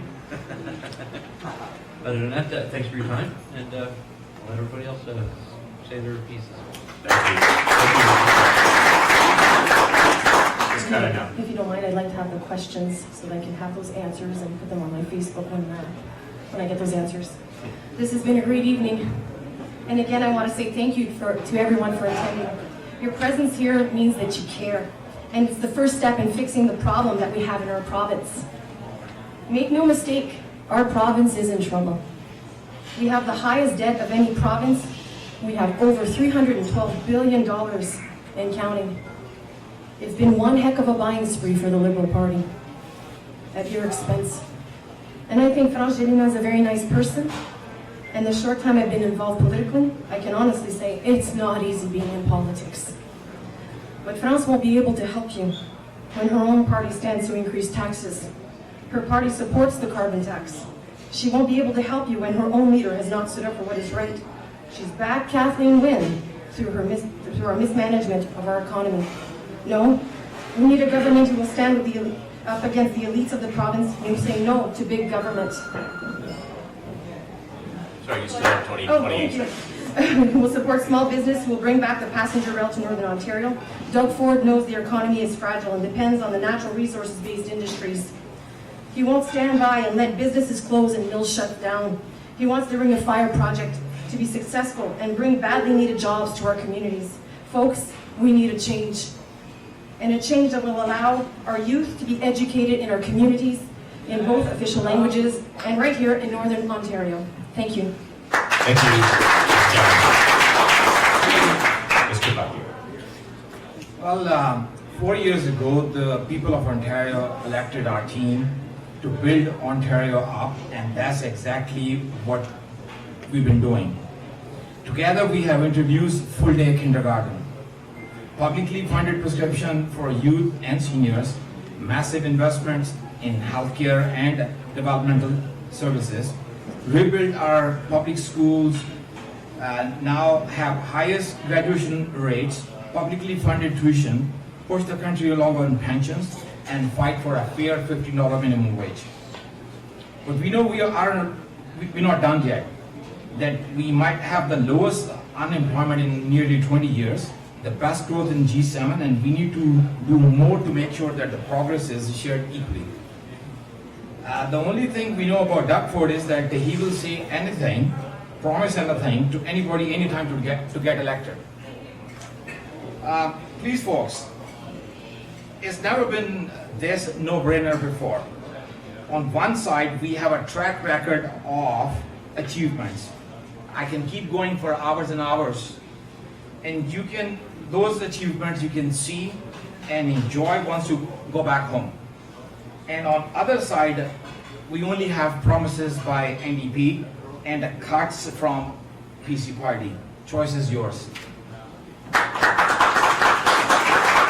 Thank you, Mr. Butt. Mr. Birch Boulanger. Thank you. Thank you all for coming out, all the people and the candidates. There's so many great things that have been said tonight through all the candidates that it's kind of hard to decide, well, who's the best one for me to pick? And so if none of the above were to get elected, we reach out to all the candidates that we feel are best suited and create that into our cabinet so we can have the best of every world. It's important to give the power back to the people because there's too much mismanagement, and when you vote someone in, they have 4 years to do whatever they want to, and there's no repercussions if they don't adhere to their promises. So with none of the above, we want recall and we want referendum, because after Ontario 1 was privatized, if we had recall, Kathleen Wynne would be gone. No one would have kept her in. And if we had the power to vote on Hydro 1, no one in their right mind would have sold it under those circumstances. So thank you all for coming out again. I'm Bailey Birch Boulanger, and I represent none of the above party. Thank you. And finally, Mr. Bro. Good evening, again, after our long pause. It's often been said there's no more important office in any democracy than that all-important office of citizen. So I'd like to thank you, engaged citizens, for being out here, asking us tough questions, holding our feet to the fire, and that's exactly what you're supposed to do in a democracy. I had planned, a speech to sell consensus. We're online, you can come talk to me afterwards. I just thought you guys might like a little window into politics, which I've been running in this election, so just give you guys a little clue of who these people are who are running up here. Mr. Crumplin in the middle, who's fighting for the Green Party. He actually made sure I got to go to the Sudbury debate because I showed up without cash to pay for my parking. And he was right there. He gave me the opportunity to let us in. When we had our first all-candidates meeting, one candidate couldn't run yet, officially, because his paperwork wasn't signed, and it has to be witnessed and signed. Mr. Crutchain jumped in right away and signed it. The returning officer thinks, oh, Toronto's going to think we made a mistake. There's no way candidates are helping each other run. But that's exactly how we work up here in Northern Ontario. We've come to the end of a political campaign that has been more personal than on platform or record at the upper levels, and I think we can do better. At the end of the day, what you have here are 8 people who love Nickel Belt, who want to represent Nickel Belt, and we're not as bad as people say. And I happily say that of all my fellow candidates here today. I also will endorse all other 7 of them. They are all tied for second place for the person you should vote for. And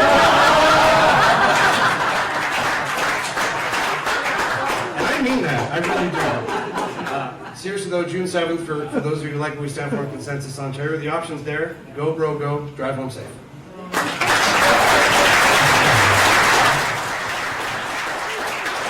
Thank you very much, Mr. Bro, and thank you to all the candidates.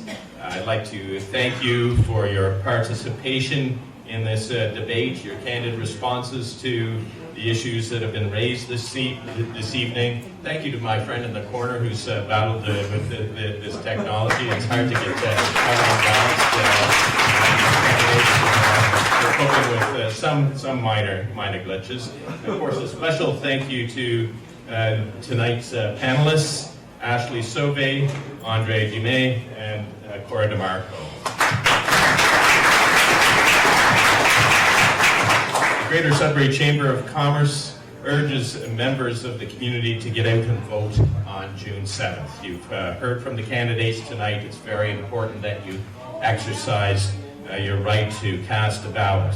We hope tonight's event has helped you become better informed about the issues relevant to the community, and that you keep them in mind when you're casting your ballot. Once again, I'd like to thank our sponsor, the Sudbury Real Estate Board.